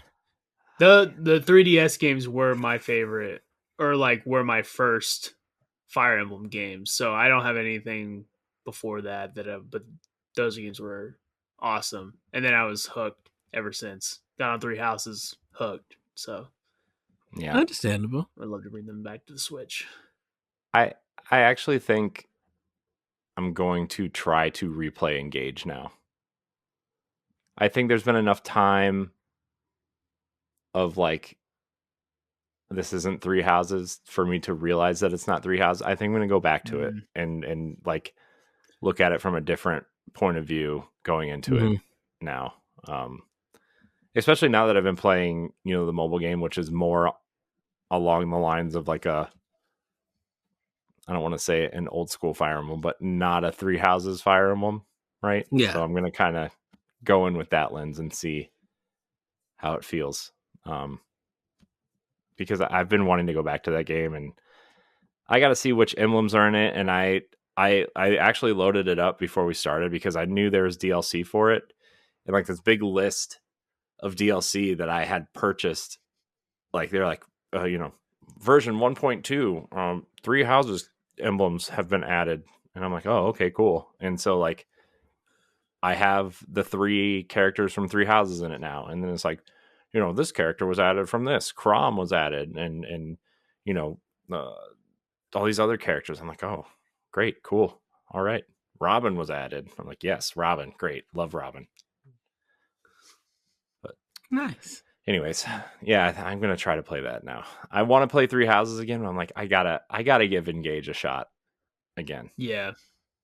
I just bought Engage. I got like a Nintendo gift card enough to get a voucher, so I bought Engage and I bought the new Mario Party. So nice. I'll have to play Engage sometime. Get engaged. Nice. Well, was that all, Austin? Yeah, that's all. Okay. Well, for me, everybody, my the Division 1 CD came in. So I installed that game. Showed all my progress. I was using my character, my level 30 character, and it's running smoothly and everything. I'm about to go back and like replay all the missions, like on a harder difficulty, because all the enemies are going to be matching my level. I'm at the maximum level of level 30. But I want to see if it offers higher rewards like gear and the guns and stuff. So I'm going to be running through that. Still playing the Blob 2 on Series X. Truly enjoying that. Like making my way through that game. I will get back into Double Exposure from Life is Strange. I'm going to start working on that.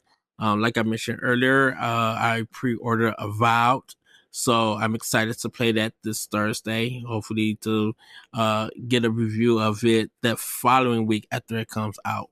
They're doing if you pre-order it, I think on Xbox, like certain editions, you get 5 days events of playing the game before it releases on the 22nd. I know Monster Hunter WoW, I think it's coming out this week or following week. It's at the end of the month, I think. End of the month. Okay, so then I have time. I haven't. I don't know if the beta is only for PlayStation. It's for everything. So it is for Xbox. I might try. I'm probably going to try to play the beta for Xbox. If not, I think I'll just wait for the full game and play it. For Switch, I'm playing Momodoro Moonlit Farewell. This is a Metroidvania game, 8-bit style graphics. Really enjoyable. I keep thinking because to dodge roll, you have to press A, and my hand keeps pressing A, thinking it's the jump button, and it's not. I'm like, oh crap! So I gotta like wire my brain on the controls for a little bit, but it is quite fun. It's a nice, smooth game. And then Crypt Custodian, I am playing. Also, it's like a top-down Metroidvania Zelda style action adventure. And it's kind of funny because it starts off with this cat falling down, and you find out that you're dead. And then you kind of start talking. You get a coat, and then you find a broom. But because you got to meet this frog who is the main frog. He's the divine. He'll let you know if you're going to go to heaven or hell. Or not purgatory, but stay in the land that you end up at. And so, because for you to get through some things, once you get your broom, you have to destroy some statues and stuff. It's forcing you to destroy them so you can get through. When you get to the main guy, and he's talking about your life. You was a good cat and all of this and that. And then he said, hold on, wait a minute. And so he also counts what you did in the afterlife, like right now before you met him. And you're just like, you've been a naughty kitty. You've been destroying my statues. So you're staying in purgatory and you will forever remain a custodian who has to pick up all the trash. And then your adventure starts there. And everything. And I'm just like, wait a minute. Why am I being judged for destroying statues? It's cute and it's funny. And it is a really cool game. I'm definitely enjoying it. I'm still like in the beginning of things.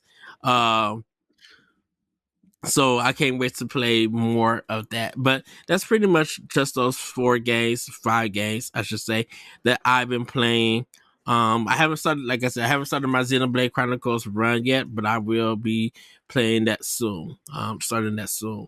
But I wanted to get like Momodoro and Crypt Custodian because like Momodoro, which is a brand new game, I kind of want to get a review done for that.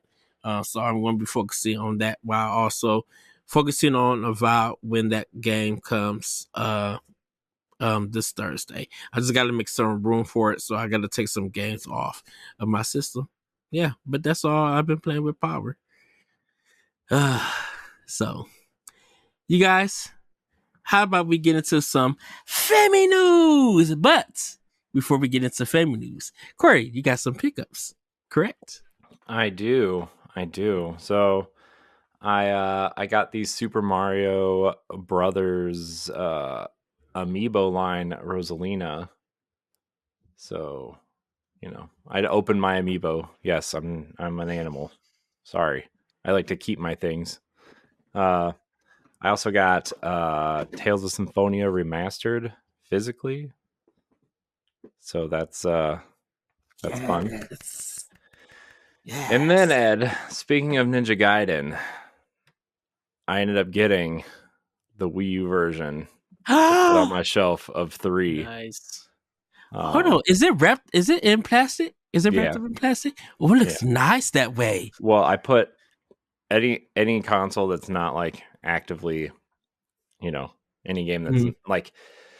So a lot of my Wii U games that aren't on Switch yet are not in these plastic cases, but I've started putting all my games in these plastic cases to protect them, just because most of them are in storage and like, cases get cracked or bent or whatever. And someday when I have a physical collection to display enough of, I will put them all back out. But since Razor's Edge is on Game Pass right now, I can just put it in there and leave it in there and let it sit. So, but I also put my Xenoblade Chronicles X in a plastic case as well recently. So, because it's coming to Switch, so I don't need it. No. But I don't want to get rid of it. Corey. Yeah. No box amiibos. That's how we do it. Yeah. That's what I'm talking about. I don't care about I don't want no boxes. I don't want no boxes. I want to touch them. You know what? I want to touch Rosalina, You know what I mean? I be touching the Shovel Knight one. I ain't gonna lie. I want to feel it up close. You know what I mean? I ain't going to leave that one way alone, everybody. Maybe your wife does need to watch you playing that Fire Emblem game. She might need to. Oh, man. Well, Corey, then take it over. It's time for Femi News, everybody. No, I need a little bit more excitement from that, Ed. What? Okay. I need everybody. I need a real announcement of Femi News there, Ed. Everybody, you know what time it is. Jeez. Bossman himself is going to read the headlines in Femi News. Yes, that's better. Take it away. All right, so there's a lot of small stories here, so it's a good thing we filled up an hour and 30 minutes of nothing, because we're about to go in about probably another 30 minutes of nothing. Leading off with Nintendo has announced that they will be putting alarmos in hotel rooms. So that's cool. But also, we'll get to that in a minute. But you should set your alarmos because Nintendo has finally announced an exact time for their Nintendo Switch 2 reveal on April 2nd. It will be broadcast on, all their channels wherever you watch your Nintendo Directs at 9 a.m. Eastern, 6 a.m. Pacific, which is 11 p.m. time in Tokyo, in case you wondered. This is quite early, especially for the West Coast, but it makes for talking points on channels that day and the rest of the week. And I'm sure we will be recording a direct recap show that night to talk about it because it's a Wednesday night. We usually don't record things on Wednesdays. So, I'm pretty excited for this reveal. But man, 9 a.m. That's early, man. It's quite early. I mean, I'll be at work. So. I was kind of just like, man, I wish Corey was working from home so we could sneak in. Yeah, I mean, I doubt I'll be working from home that day. I could see what's going on once that week gets closer, but I mean, Wednesday's a super busy day, especially if there's like an event coming up or. Normally I'm closing on Wednesdays, but the thing is, we'll be 2 weeks out after an event that week for work. So like there isn't an event that week, but I don't know if there's one a week after or the 2 weeks after. I'm not sure what's going on with that, but it's happening. It's happening. So it's fine. I'm super excited for that as I hopefully be able to prepare for PAX East. I really do hope the Switch 2 is at PAX because I'm just like it will be, should be. I'm sure. Because I'm just like that media hour. I'm just like, we got to get to the Nintendo booth. Yeah, like I'm sure they'll want people to play that new Mario Kart game. I'm sure that'll be there, right? Oh, I'll shoot. Whatever the launch games are, they're gonna be there. Right? I'll give me anything and everything. I'll take.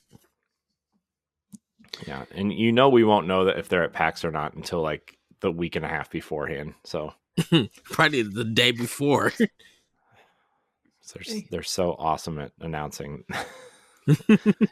when they'll be places. But hey, What do I know, huh? I just work here.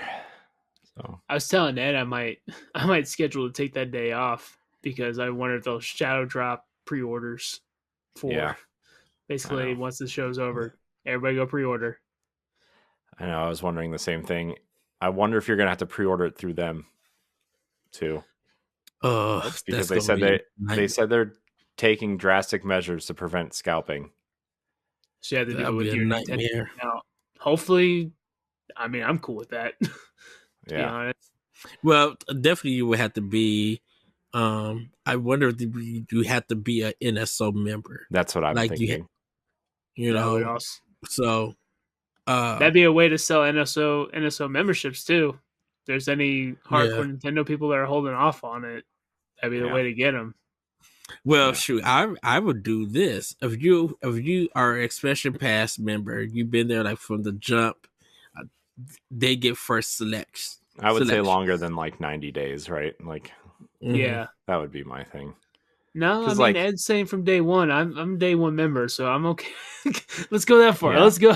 I'll be good. Yeah, that's fair. I mean, we all three are day one, I think. So, I mean, right. Yeah, I upgraded as soon as it happened, I think.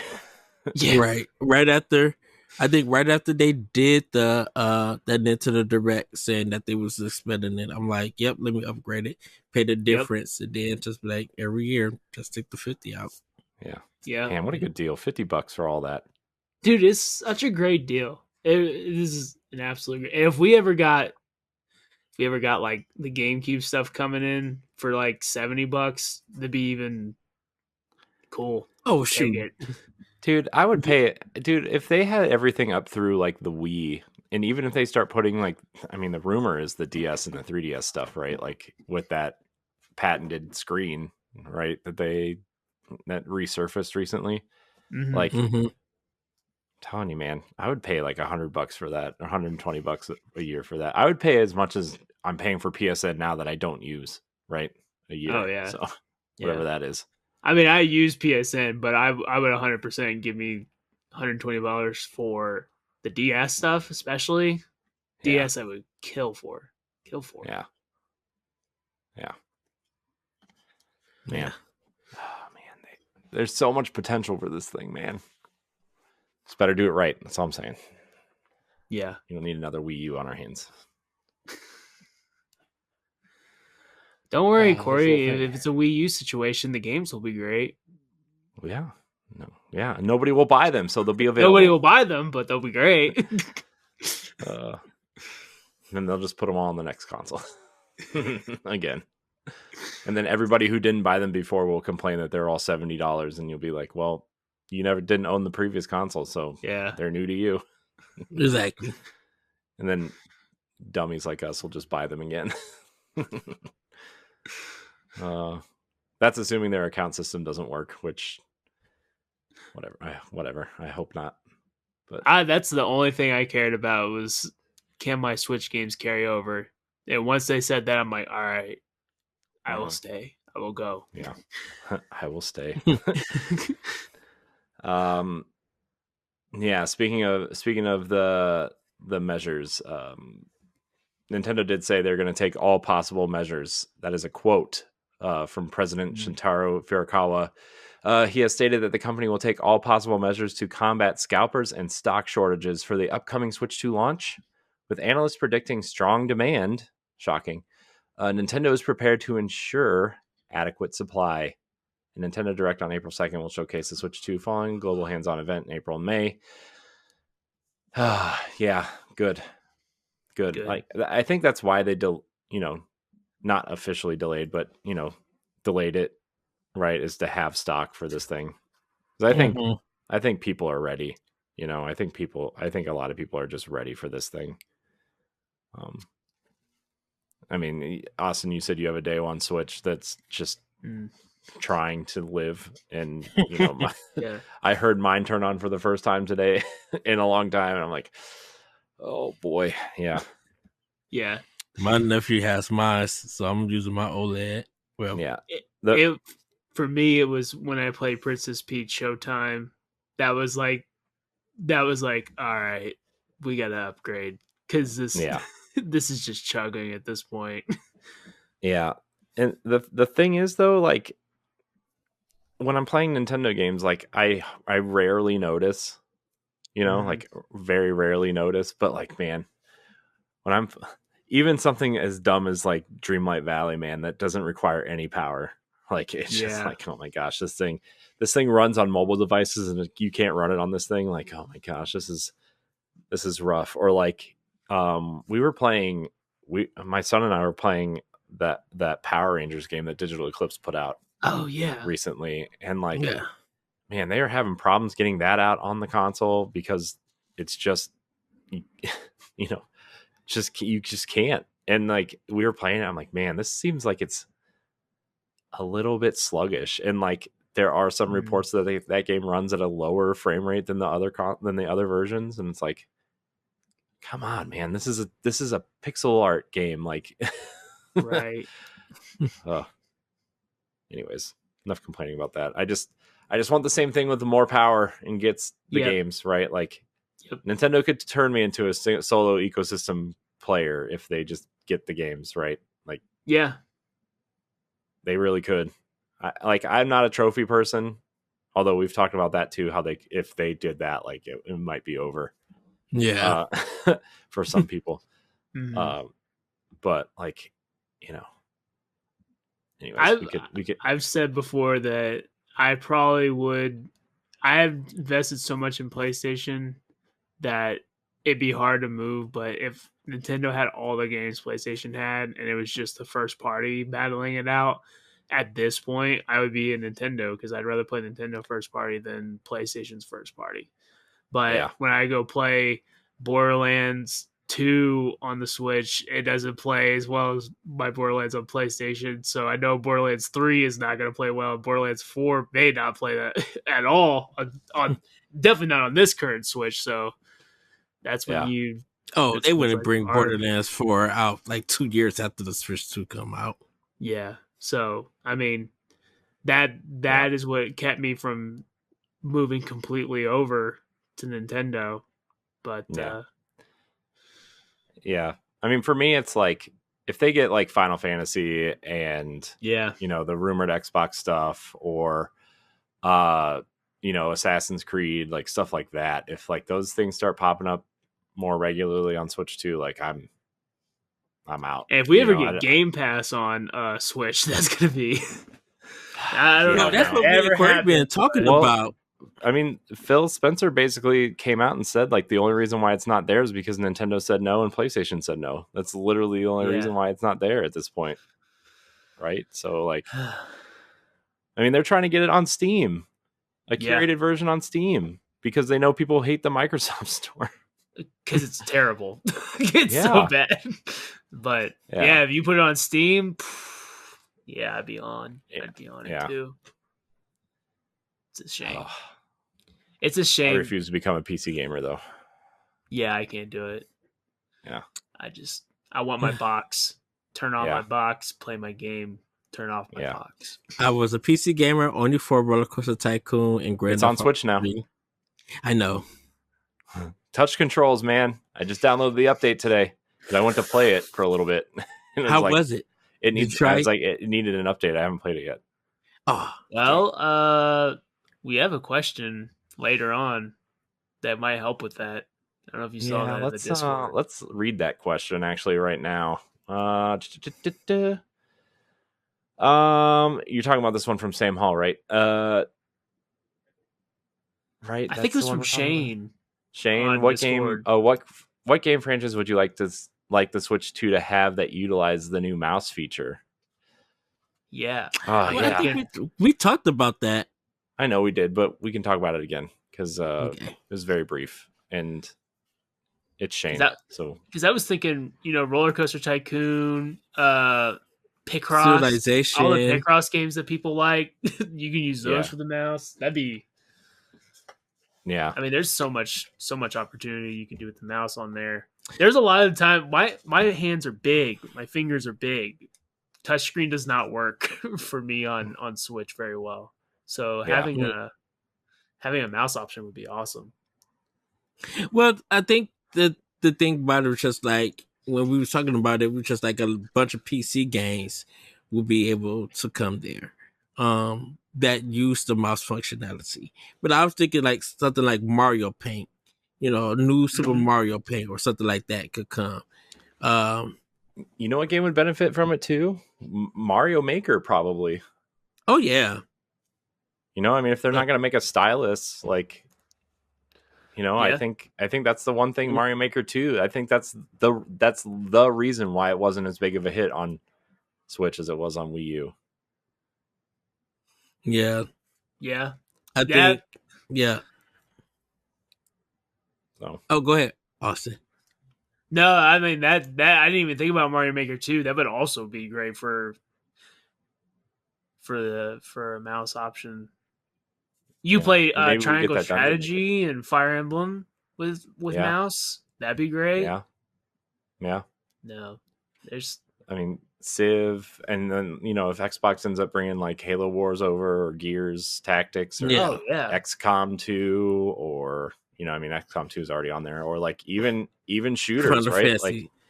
Like Final Fantasy Tactics, that remake that's coming at some point. GoldenEye 007 mouse.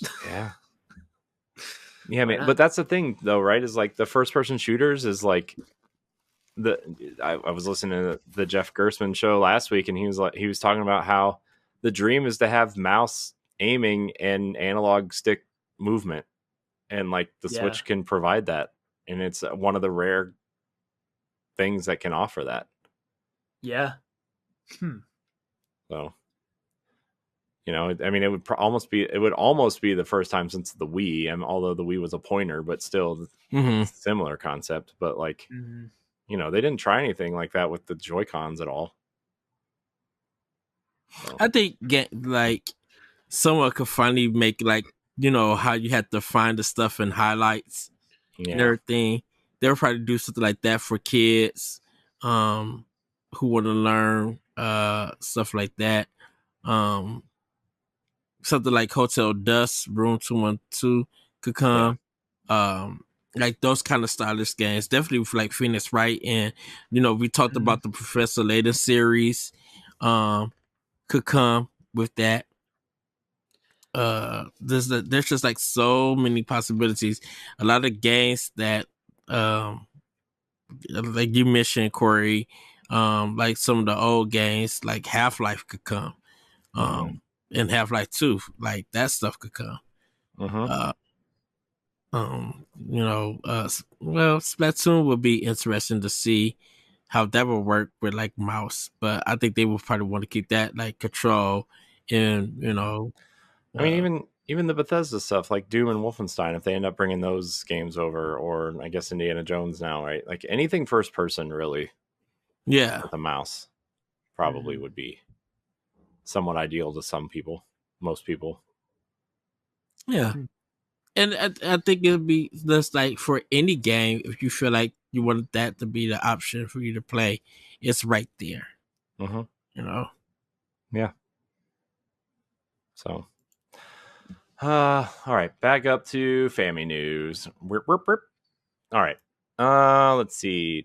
We read that. Nintendo Switch sales numbers. Let's talk about some financials, because we have two kind of stories revolving around that. Nintendo Switch has crossed the 150 million unit mark, 150.86 million to be exact, which is less than 10 million away from PS2's 160 million units. Woohoo! So yeah, it's also nearing the Nintendo DS's 154.02 million units. In their quarter 3 2025 reports, 4.82 million Switches were sold, a decline from 6.9 million over last year's quarter 3. But I mean, that's expected. There's, you know, not a lot of new killer games, plus the new consoles coming, and who doesn't own a Switch already, right? That wasn't already pondering on getting one. So some people are on their third, maybe, who knows. Software sales also dropped to 53.7 million over 66.87 million, which is still a lot of games, but hey, what do I know? Nintendo adjusted its sales forecast to 11 million units for the fiscal year, attributing to last year's stronger performance to Tears of the Kingdom and Super Mario Brothers Wonder, as opposed to this year. Those tent poles weren't there, even though we did get some new games like Echoes of Wisdom and Mario and Luigi, not the same kind of hit that those other two games were making. So as far as games go, let's take a look at this top 10 list, everybody. No shocker here. Every single game on here is a Nintendo game. Mario Kart 8 Deluxe, 67.35 million units. That is insane. So what's crazy about that number is that, yes, it's the number one game, but Animal Crossing is sitting at number 2 at 47.44 million. Mario Kart 8 has sold 20 million more units than Animal Crossing. It's like, still selling. That's crazy. It's like 20 million units. I mean, games would, like, other first parties would kill to sell half that many of, you know, 10 when PlayStation crosses the 10 million mark, they like throw a party for that game, right? Like it's, you know, I mean, because 10 million is still like a major milestone, but like everything on here, everything on the top 10 list, by the way, has sold over 20 million units except for one game. And you got to think about like Mario Kart 8 when I have it because it came with my Switch. So where all these other copies of Mario Kart 8 are like, not even including those people, you probably got 100 I would think you've got 80 Yeah. million at least with Yeah. Mario Kart 8 that they're not Right. even counting there. Yeah. I That's don't know if this number counts bundles or not. That's what I would be curious to know. Yeah. I'm still just blown away by the story of 72 Switch games have sold over 1 million. That's insane. Yeah. Yeah, isn't that crazy? 72 different Switch games have sold over 1 million units, which is like insane to think about, right? It's just it's so crazy. All right, let's get to the rest of this list. Yes. So Mario Kart 8 number 1, Animal Crossing number 2, Smash Brothers at 35.88 million. I've always wondered. I thought that would actually be higher. Yeah, I'm kind of shocked that that's not as high as it. You know, I'm kind of shocked that it's not as high. Mm-hmm. Breath of the Wild sits at number 4 at 32.62 million, which is higher than I thought it would be, especially because there's 2 Mario games that have come out that, new Mario, like Mario Odyssey is at 29.04 million. I thought Mario Odyssey would be higher than Zelda, honestly. Yeah. I really did. I really thought Mario Odyssey. I thought at least the Pokemon games would be higher than Zelda. But yeah, the only thing about Pokemon games though is like they put out new Pokemon products every year that people are just moving on probably to the new ones. Like they're just not, true. I mean, like Zelda, we get one a generation maybe, right? Like, yeah, Breath of the Wild being the anomaly, even though it's still the Wii U game, right? Like Breath of the Wild is still the Wii U game, right? And Tears of the Kingdom is the Switch game. And Pokemon is split into 3 SKUs: Sword, Shield, and then the double pack. Yeah, but they count them all. They count them all as like the right. That's what I'm talking about. That's why they have that bigger number. Is because there's 3 SKUs, but they count them all together. Yeah, which is also crazy to me that like I don't know how many people bought the double pack. Because they sold that double pack for $120. Dang. I don't know. That was a lot of bang. I don't know what that was. Everything okay over there, Austin? We're leaving it in. Everybody's going to be scared with us. I heard a boing. I'm like, No, I just saw my cat flinch, and I assumed something happened. Some kind of glass. That's fine. It'd be all right. It's fine. Yeah, I'm kind of shocked that Mario Odyssey is not higher than Zelda, but good for Zelda though, right? I mean, Breath of the Wild changed everything. So, Pokemon Sword and Shield at 26.6 million, Pokemon Scarlet and Violet at 26.38 million, which kind of surprises me that it's that close to Sword and Shield. Although I guess the install base, like that number would grow higher just based on the install base at the time, right? I guess. I've been thinking about getting one of these Pokemon games to play too.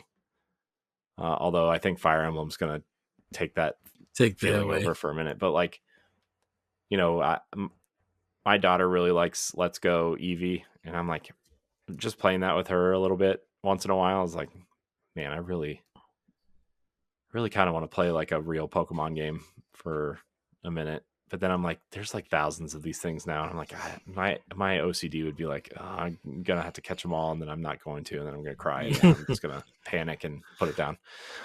No, you just go to Disney Dreamlight Valley. Yeah, probably. Collect all the Disney Dreamlight. Collect all the Disney characters in Disney Speedstorm. Yeah. I mean, it's probably easier to collect all the Pokemon at this point. Pretty much. It's cheaper. Yeah. Cheaper. You could buy every Pokemon game, get all the Pokemon monsters cheaper than getting all the Speedstorm characters. Right. Tears of the Kingdom sits at 21.55 million. Number 8, Super Mario Party sits at number 9 at 21.1 million. And then New Super Mario Brothers U Deluxe sits at number 10 at 18. That's a big surprise. Yeah, I mean, I think Mario Wonder is like right behind it, though. I forget what. Okay. There's a top 25 list somewhere that I just didn't see, but I know Mario Wonder is close to that.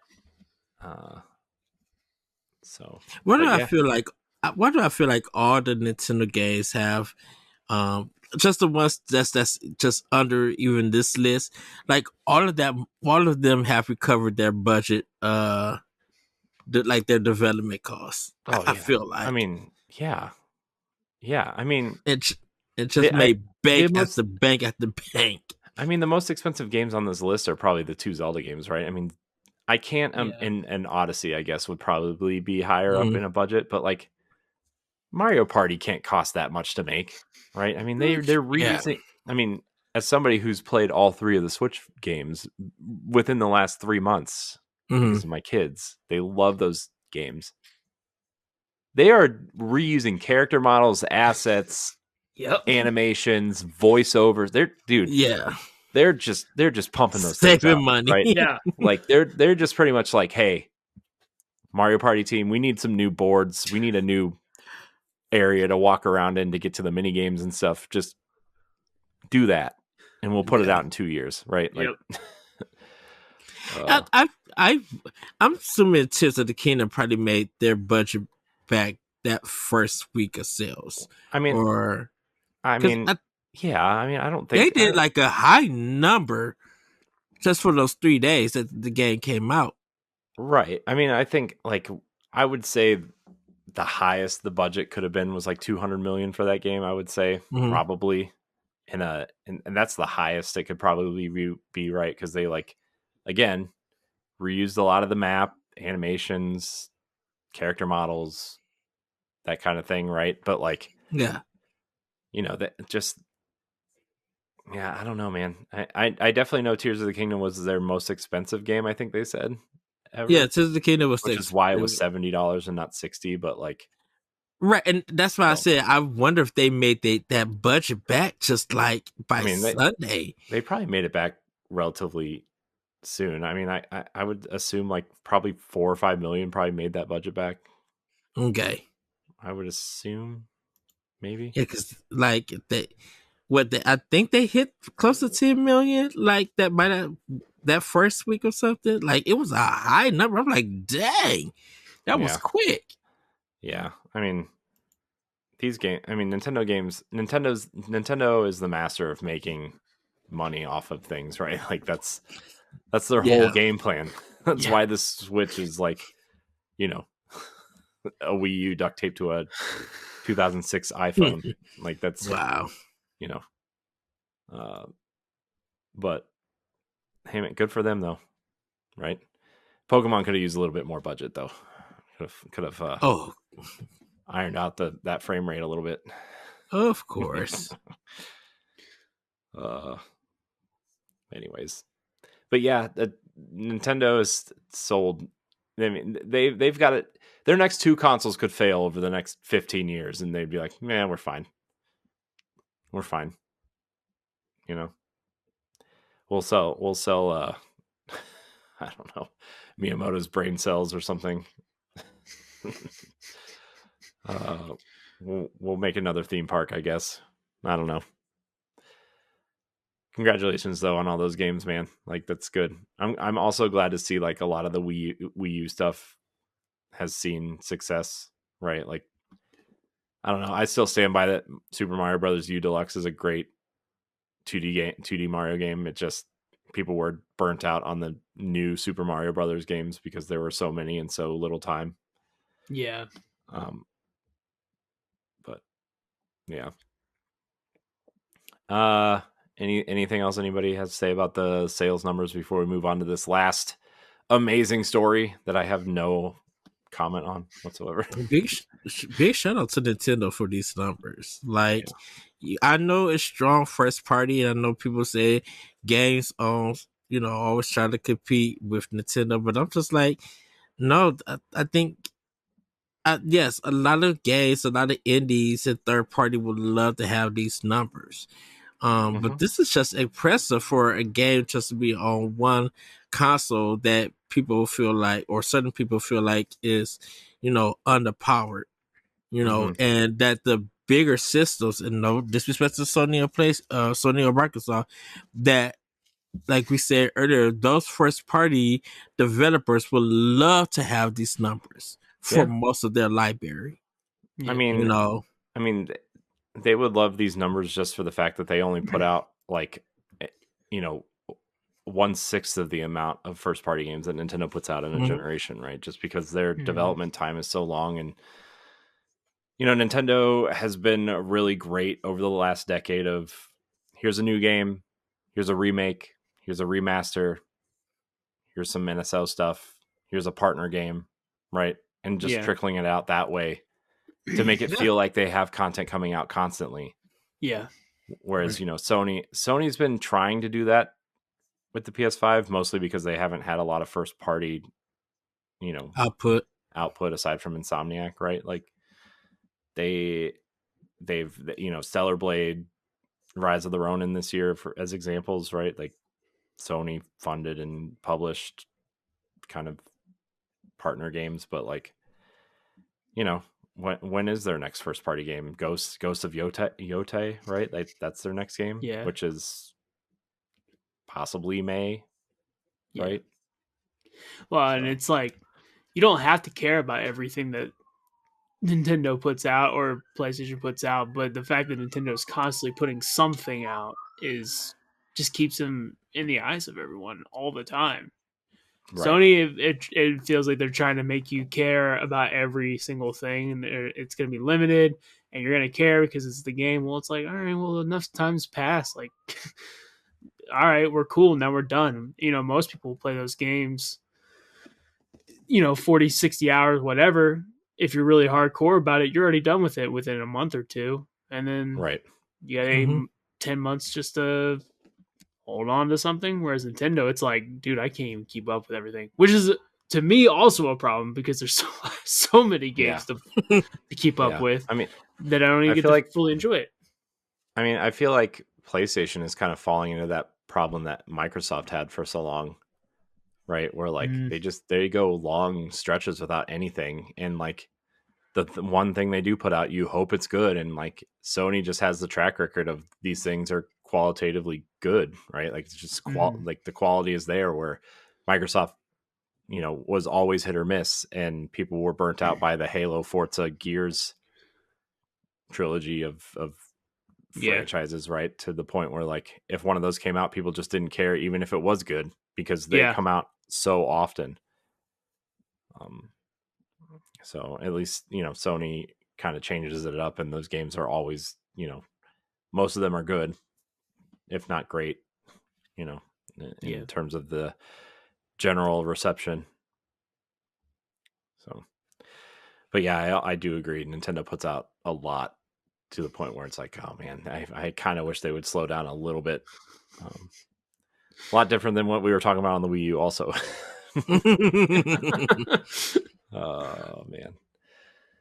Speaking of old things, the ESA Shay again has with his shoe. I'm sorry, that was just funny the way that you said that it started to start. Oh, that was so spot on. The ESA, the association behind your favorite video game ratings, and the classic E3 Electronic Entertainment Expo, for you people who don't know, have announced a new industry event that they are setting eyes on April 27th through the 30th, 2026 in Las Vegas, called Icon, with 2 I's, all lowercase. The Interactive Innovation Conference is what it's called. Aimed to connect leaders across industries like gaming, film, music, and healthcare. Major companies such as Nintendo, Microsoft, Sony, and Disney will participate, offering insights and discussions on the future of interactive entertainment. ESA Chairman Doug Bowser describes her... That's not right. Why did I type that? Doug Bowser is Nintendo's president. I don't know why I typed that. Icon is described as a space for industry change makers to explore new opportunities and innovations. So I don't know why I typed Doug Bowser there. I need to go fix that, because that is not right. Anyways, But what's funny is that he looks like he would be someone who would be the chairman. I mean, yeah, but also like, really, they can't just call it E3. They can't just say E3 is back. Like, this makes it, in a way, this like, I get that E3 has a stink on it now, right? Like, Mm-hmm. maybe you don't want to bring it back, but also like, it's like it's like putting a new uniform on the same person. It's like this. What are you doing? You know, we see it. We know what it is. We know what this is. We know what this is. You can't move it to a new city and put a new name on it and expect us to think it's something different. I don't know. It might be okay. What do you think, Austin? What do you think about this? Two lowercase i's. Very hip. Yeah, I just I miss E3. I miss the times, but I just can't bring myself to care anymore, unfortunately. Unless there's going to be a bunch of game announcements, which I'll read the Boss Rush breakdown of later. I just I don't know. I don't know.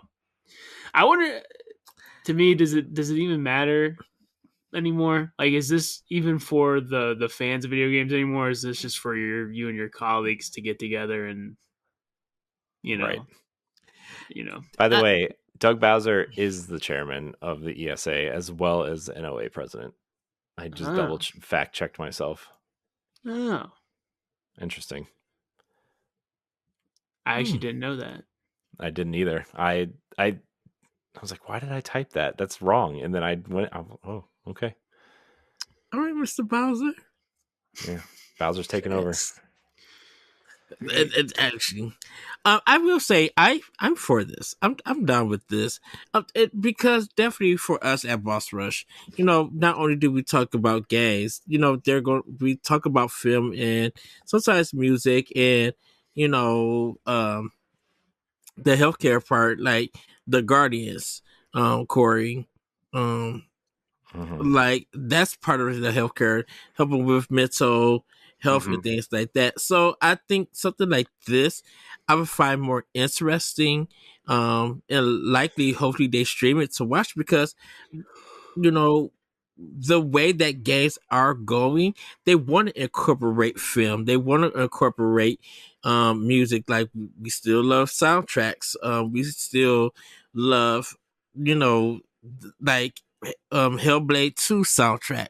Like, the music is fantastic. Like, when they're bringing that orchestra kind of feeling to these soundtracks and stuff, that's part of the gaming. So I think this is really cool, and I won't judge it until we see what they offer, what the coverage is going to be. For right now, I would take this over anything that Jeff Keighley does. Because at least I know I'm going to get a variety of stuff. I know with Jeff Keighley, he's going to hype something up to where a point it's just, this is a cutscene of another space game, medieval game. We have seen all of this paint by numbers stuff. Do something different. That's what I feel like we're going to get from the Jeff Keighley stuff. No disrespect to him and his organization and the stuff that he does for gaming. No disrespect, but offer something different. And I feel like this Icon event will offer something different. And I'm not gonna judge it until I see it. Now, if it's not up to snuff, it's his first year of them doing it. They won't learn nothing until we see it, we give our opinion. There's some there's some like similarity of opinions that they could look out for and get helpful feedback, so they can make it better in the future.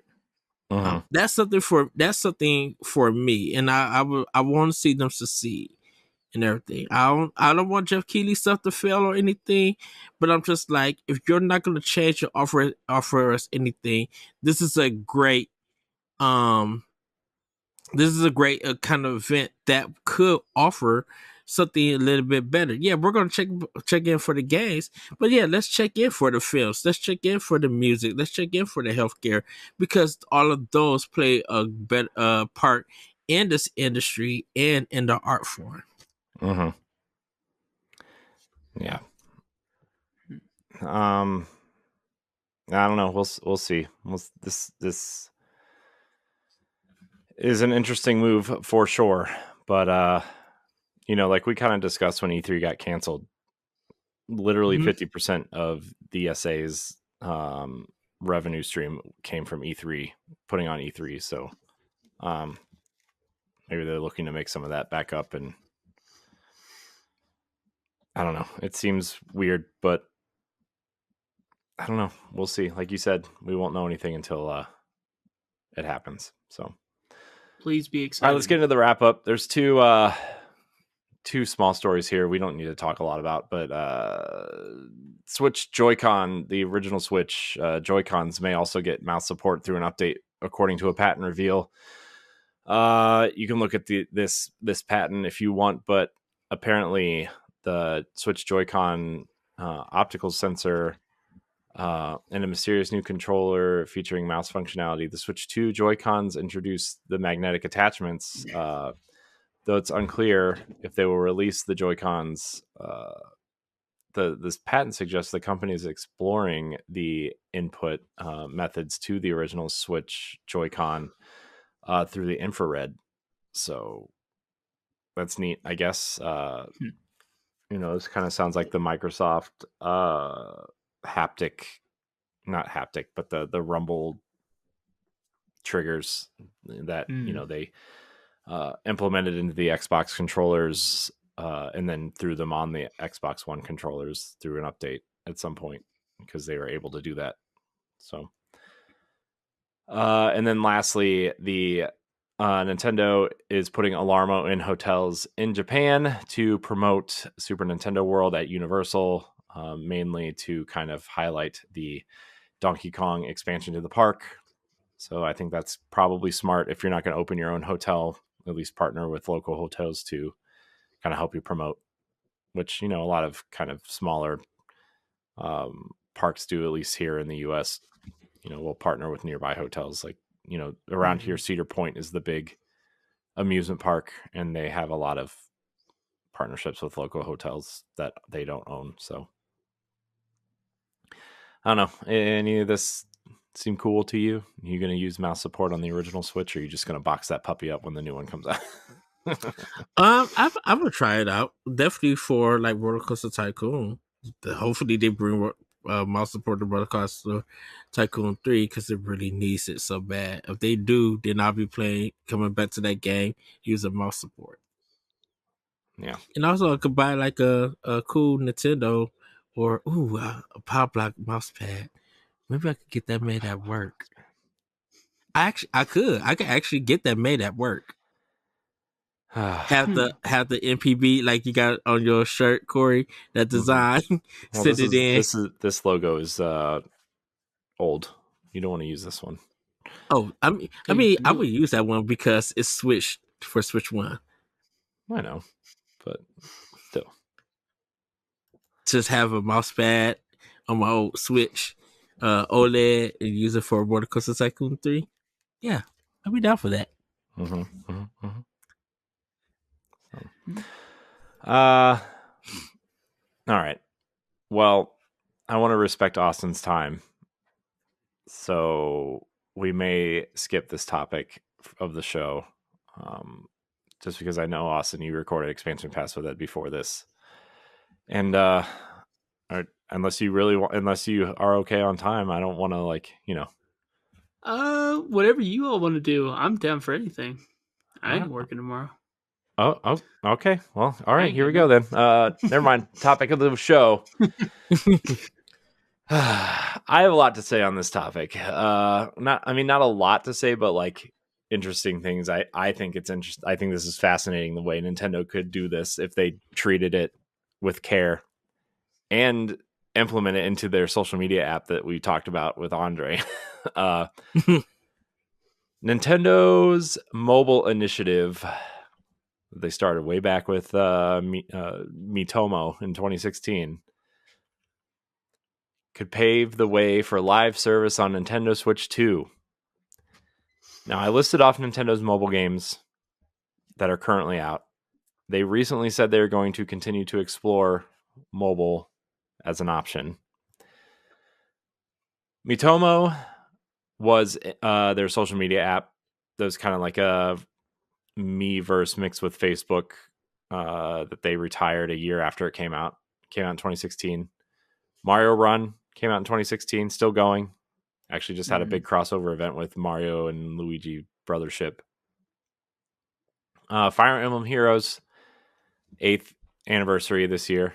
Came out in 2017, right before Shadows of Valencia, which was their 3DS game that year. A remake of Fire Emblem 2. Which, spoilers, might or might not be on next week's weekly pickups. Animal Crossing Pocket Camp, which they just ended service but released that kind of forever Offline version. mode. Yeah. Whatever you want to call it. Dragalia Lost, which is, I forgot that they did this, and what my idea was for Fire Emblem might actually work better for a console version of this. This was their kind of Genshin Impact before Genshin Impact, kind of JRPG. And it didn't make them a ton of money, which they said they weren't in the business of making this a gacha game and like making, people spend hundreds of dollars to play the game, right? They just wanted people to feel like they could spend money on what they wanted, which was an interesting idea. And I wonder if they'll bring that back at some point. Dr. Mario World, just Dr. Mario. Pills went up instead of down, though, which was weird. Mario Kart Tour, which is a game I have circled that I want to talk about in terms of Mario Kart as a live service. And then Pikmin Bloom, which is their Pokemon Go-esque Pikmin game, which is fine. I tried it out. It's fine. It's basically just Pokemon Go with Pikmin. But I don't know if you guys played any of their mobile games ever? So for me, just Mitomo actually is what I played. I haven't played any of the other ones. And it's not because of I got anything against mobile. I was just so more focused into the console gaming and my handhelds like the DS and 3DS during this time. Also playing with all other consoles and everything. So these didn't really interest me due to the fact that I was just in my console and handheld gaming era. Yeah. I played Super Mario Run for a little bit. I played Animal Crossing Pocket Camp for a little bit. And I did play Mario Kart Tour for a little bit. But I can't, unless it's like Fire Emblem actually probably would have been a game that I would have got into, but I didn't play it at the time. Because really for me, mobile games is just like card games or, puzzle games. Like, like I played like the Devolver Tumble game and then like Marvel Snap and stuff like that. That's more what I play mobile games for. Otherwise, I just want to play. I liked the Mario Kart Tour tracks. I thought they were interesting the way they changed up, like in the middle, each lap changed the directions and stuff. Those were cool. They were like real life cities based on and stuff. But once they came to Mario Kart 8, there's no point for me. Yeah. Yeah. So as somebody who's been playing some of these very recently, I did try out Mitomo when it came out just because I think the initial Nintendo's on phones thing had everybody kind of, I think everybody was very interested in seeing what that was all about. And then Super Mario Run, I think everybody wanted to know what a Mario game was on mobile, right? Which from what I've played, is might be their worst mobile outing. So I will say this. I think it was where Miyamoto showed up at the Apple conference. They got everybody just like, wait, what is going on? And then that's when everybody was just like, yeah, let me try this game out. Because what is this Mario game doing on the Apple item, phone, iPad, whatever? It was kind of disappointing to me because I was expecting like a Jetpack Joyride or even like a Temple Run type game. And Temple Run and Jetpack Joyride were better games in my opinion. And then even like the Sonic Temple Run type game, when it ran, was even better than the Mario game, unfortunately. So it just, I don't know. It felt too dumbed down for a Mario game, and then all the heart of a Mario game was in their console games, not the mobile version to me. Because you remember they were just like, oh, Nintendo's giving up the handheld space because they're putting their games on mobile. And everybody's just like, wait, what? And now look at them now. Yeah. Like, because everybody thought that the mobile space was going to be the future for gaming. And people were wondering what does that do with Nintendo? Well, we got our answer. Nintendo's sitting at 150 million systems. Yeah. Yeah. People are I think a thing. Yeah, I think Nintendo obviously was in a weird spot before the Switch came out. I think a lot of people kind of have forgotten that because the Switch is so successful, right? Where like the 3DS was like this standard definition system that like maybe you got, a little bit somewhere between N64 and GameCube quality graphics on this tiny screen, right? And like, the Vita was out and like pretty impressive in terms of the screen and the hardware quality, right? And like people were kind of moving on to play indies there, and not that like people weren't still playing 3DS, right? Because like a lot of people were sold 80 million units, no slouch, but I think people were just wondering what was going to happen with Nintendo because the Wii U sold terribly, and they started selling the mini consoles, right? The NES and the SNES, and they started experimenting with mobile. And what's Nintendo going to do? Is the Switch going to be successful? Is it not? Clearly it was, and now everybody kind of just forgot about it. But yeah, I think some of these franchises on the next console though are going to implement some of this mobile stuff. Not in like a predatory way, really, right? But like Mario Kart as a live service could do a battle pass of like, I'm looking at Tours kind of battle passes over here, and like right now there's the Chinese New Year stuff just happened, like that pass just happened, right? And my daughter was playing a little bit of it, and I was playing a little bit of it, and we unlocked, Chinese New Year Daisy and a cart, like a Chinese themed cart and a Chinese themed umbrella and some other kind of trinkets and emblems and stuff that went around. I'm like, different costumes themed around different things could be cool. Or like, what if you had a Star Fox themed battle pass where you like, okay, yeah, we'll give Fox to everyone, but you could unlock his like Star Fox adventure suit. You could unlock his N64 kind of polygonal model through a battle pass, or like an R-Wing model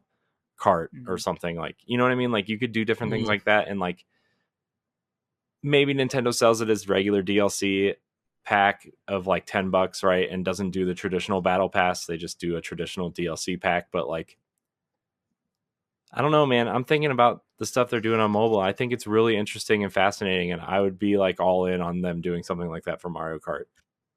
It would work. Smash. It would work on me for Mario Kart. 100%.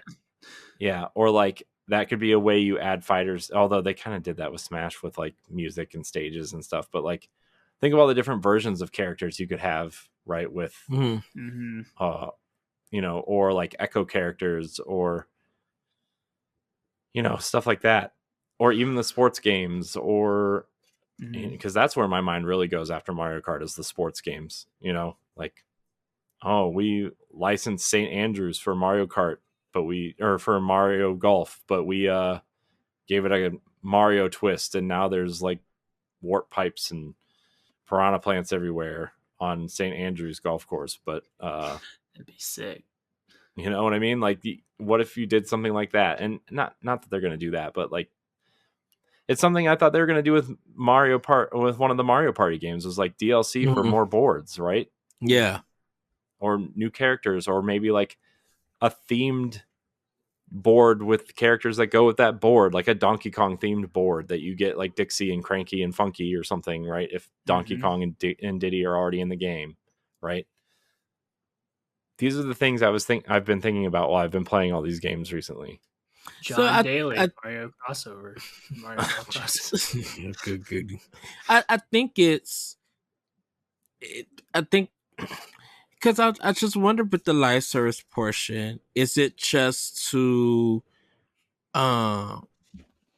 is it supposed to make all the gamers around the world like excited for something like this, or is it just for United States gamers? And the reason why I say that is because, like, I don't know how live service is, how that if that flourished in Japan and everything. I imagine it does, just Nintendo with Genshin Impact. Yeah, I mean, Impact and stuff like that, like China. But it's like, is Genshin Impact really like Japan's Destiny? It's huge, dude. Yeah, it's huge because it's on mobile, right? It might even be bigger than Destiny. Dude, it's much bigger than I'm saying, is it Japan's version of Destiny? You know how Destiny is big in America. If we talk about live service, that comes to mind. Is Genshin Impact on that level in Japan? Yes, I think that and bigger. Yeah, I think Genshin Impact is bigger than Destiny here. To be honest with you, in America, I wonder if it's probably past Call of Duty, and maybe not in Call of Duty America, but as far as the world goes, Genshin Impact is huge. Yeah, I mean, Destiny has been relatively small in popularity for the last 2 years. In terms of like active players and concurrence and all that stuff, it's relatively small. I just think when I think of live service and with Destiny, is that it is kind of like the beta version of the service, and it made it very popular for the way that it's format, how content rolls out, and everything right there. And I don't know if Japan had that until Genshin Impact, but it seems like that is now the case. And so, how does Nintendo take that idea and make it work for them? Because even though it's these mobile games that's on the list, were kind of big during that time, half of the list the services have ended. Animal Crossing got made into a different version. Dragalia lost that service ended. Dr. Mario, that service ended. Yeah, Mario Kart Pikmin Bloom, and like Tomo is not retired. Super Mario Run is still going, and Fire Emblem. I'm like, that's half of the list. So is that going to be something that Nintendo with Switch 2, is that going to be something that's going to work?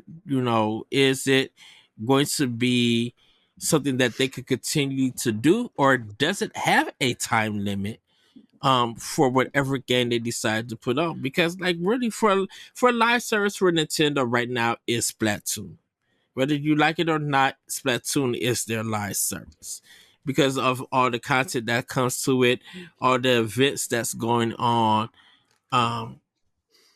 That's their kind of like personal version of live service, and they feel like if they could sell like DLC or anything like that, they would. And extra content or any kind of live service stuff is going to, for Nintendo, is going to be connected to their NSO. So if you want like that content and everything, you can outright buy it, or you could join NSO and get this live service content for free. Yeah, and that's the other thing too, right? Is an NSO expansion pack, right? Like, what does a discount look like on passes? What do you get for free? Do you get free stuff in these games for just subscribing? right? Like, what Right. does that look like? Yeah. Well, I mean, you already saw it with Mario Kart, just getting the booster pass with the NSO, and that was enough.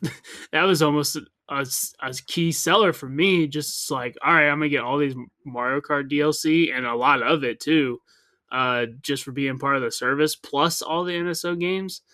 Um, if you start adding things like, and to me, I think like I think the failure of a lot of like the Nintendo mobile games is more due to mobile than it is Nintendo. Like I Mhm. just think when like as far as like Animal Crossing goes, Animal Crossing was big on mobile, and then we got the Animal Crossing game on Switch, and then it was over. Like it was still popular with some people, but there was just so much more you could do on the Animal Crossing Switch game.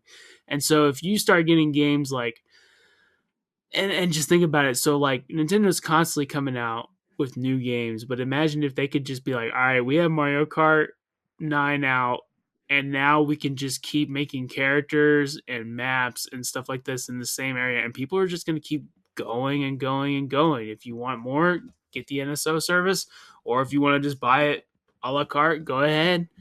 And you can for me, you can sell costumes and vehicles and tracks all day, and I will Mhm. probably eat all of it up. And Well, you oh, get a I'm game sorry. like I'm thinking like a game like Fire Emblem, man. Like you can have like a Fire Emblem MMO type deal where you can make your own characters. Like, could you imagine your character Mhm. having permadeath too? Like, if your character dies Oh, and jeez. start over, like, I just like cool. But if you are part of the service, you get to bump up your character to a certain level already, so you don't have to start all the way from scratch. I mean, I'm thinking of stuff like that could be used. I, I'm thinking of stuff like Brain Age in a sense. Like if you subscribe like $5 a month uh for the Brain Age app, you get different quizzes, um, different tests, like to keep your brains Yeah. stuff going on. But like when you complete something, it goes into your Nintendo account. So like whatever you completed for that month and everything. Because I'm like with the um, what is the popular puzzle thing that everybody likes to do that the Washington Post I think brought? P-Cross? Oh, Wordle? A Wordle. Wordle. If it was like something in the same vein as that, um, but it changes every day, and stuff. I think people will probably be down with that. And then you can share with your Mhm. friends. You can test with your friends. Oh, if you want bonus coins, here's the event, for all the subscribers. You know, test your. I'm about to say test your mic. Test yourself in this trivia. Here go some questions and some selected answers. You have 10 seconds to do it. Um, let's see where your brain is at and everything. Did you do this exercise? Um, maybe, you're on the app and it sees that you are holding the Joy-Con. Okay, so now we want to try something to see if you can memorize. How's your memory? How's your coloring and everything? Okay, you get bonus points for this, and you do it like for $5 a month. So it's $60 a year to do something like this, and you get some benefits out of it. I think there is something that Nintendo can do, at least with Brain Age, with it. Like it's not only educational, but it might be something beneficial for your health. Ring Fit Adventure could have like a live service in a sense. Yeah. Like Nintendo could go in and really do some stuff with just the existing properties that they have. And it could feel like a mobile experience on the Switch too, but it could also connect to your phone. Maybe your phone is Well, a tractor.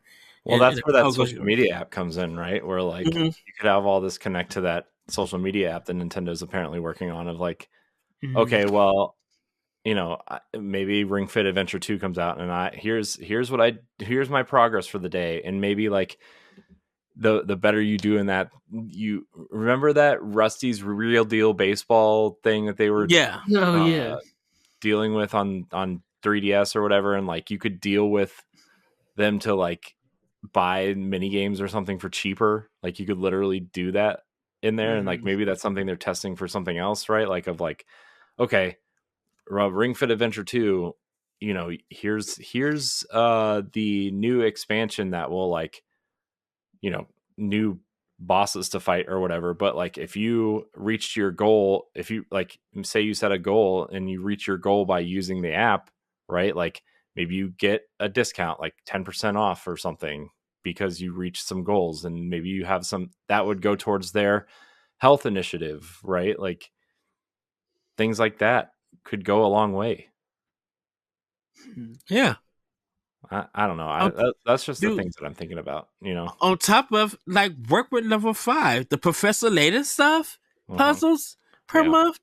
Yeah, like just like if you subscribe to NSO, you know, Professor Layton, here's a new pack every month, every 6 weeks or so. You know, it's like Tetris 99. Look what they do every month or every 6 weeks. Like a new Maximum Cup with new skins and new whatever, and that's just part of your NSO subscription, right? They don't need to do a lot, right?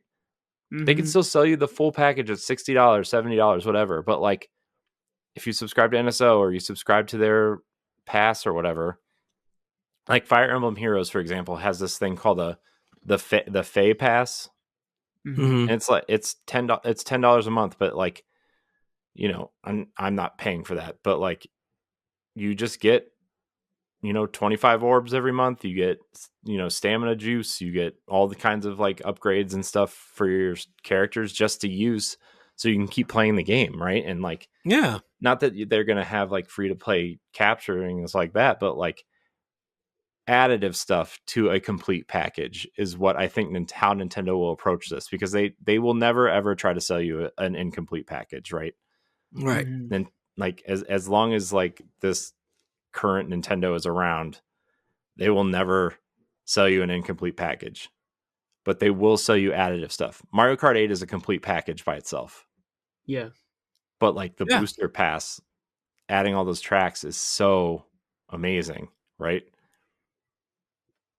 That's all I'm saying. And like the costumes would be an interesting ad, or you know, cart skins would be an interesting ad for, you know, oh, it's Christmas time, here's a Mario Santa suit, or like a winter themed pass that has like 25 levels on it, and if you get through it, you get all the things, right? Right. And then like you could if you want to do it like, okay, this is the free to play game. If you want to buy all this content, it's this price. You're an NSO member, okay, we give you for a discount for $25 off or something like that. You get a discount because you're an NSO member. Like there's a lot of possibilities that Nintendo could do this. You know, you get the content, Nintendo, whoever partners, makes some money off of it, business wise. No. Yeah.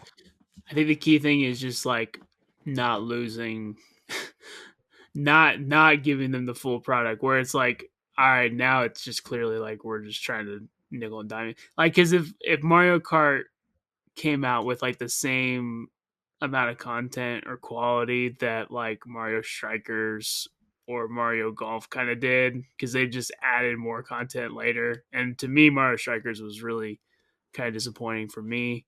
That if Mario Kart started coming out like that, that would be kind of like, all right, I'm a little nervous now as far as like, but the fact, I mean, you saw the numbers of all the all the titles that they're selling at full price. Now you're telling me like, hey, you because think about it, and like with even like Tears of the Kingdom, could you imagine them just adding like new pieces that you can build stuff with that have different things in there? Like, you've already beaten the game, so who cares? Just have fun. Just start building crazy stuff now, and here's some new pieces that are involved. Like, you've already got the bones there, so just keep adding to it. Yeah. Or like blueprints for different vehicles, or like, you know, I mean, once you have like the bare bones there, like Nintendo can just keep adding and adding as long as they've got it ready, to keep building stuff onto it. Why not? Yeah. Yeah. And obviously like Animal Crossing would be like some sort of, it could potentially become some sort of microtransaction hell for people, right? But like, that overall, like Animal Crossing New Horizons is essentially a complete package that just revolves around different seasonal events, right? Like, what if you just had some additive stuff, if you're an expansion pack subscriber of like, here's some cosmetic, here's some shirts for your villager, here's some, different wallpaper or whatever as NSO subscribers, right? And or even like, okay, you can spend your platinum coins. Maybe if you're an expansion pack member, you get extra platinum coins or gold coins or whatever through your NSO account, your Nintendo ID, whatever, and like you can spend you get extra coins for being an NSO subscriber, and then you can spend those on things for Animal Crossing or I don't know, exclusive things. Well, I think doing the stuff through NSO is also maybe the best idea, because if you think about it, like, man, I hate playing NBA 2K right now because every time you get on there, it's an ad for something to buy instead of just letting me play the game. And if you like Animal Crossing, like, it'd be awesome if all that extra stuff comes to the NSO stuff, and you never get an ad while you're playing the game, but you go to someone else's island and they have like a certain shirt or a certain whatever. You'd be like, oh, how they get that? Then you go look at NSO and see where you get all that stuff. That way you're not getting bombarded with like with ads. That would be the worst. That'd be the worst thing that I think Nintendo could do, is if they just bombard you with ads in the game. But if it's on the NSO service, who cares? Yeah. So if they keep doing it that way, that would also help out a lot. And I think they could push it more, because you start racing in Mario Kart and you see like, all right, there's only green Yoshi available. Well, that one, they have a blue Yoshi over there. How do I get a blue Yoshi? Through NSO, Yeah. Yeah, some of that could start to turn dangerous though. Like, I like Yoshi colors, that could be dangerous. Although, like, you look at a Mario, and he's like, oh, that's like classic Super Mario Brothers 1 color scheme Mario. Right. Where did he get that? Like, yeah, I don't. That'd be cool though. Get them. And that's a bad example, because we already get all the different colored Yoshis. Yeah. But if you start doing like Funky Kong and Diddy Kong, and now we have a Diddy Kong Racing DLC pack,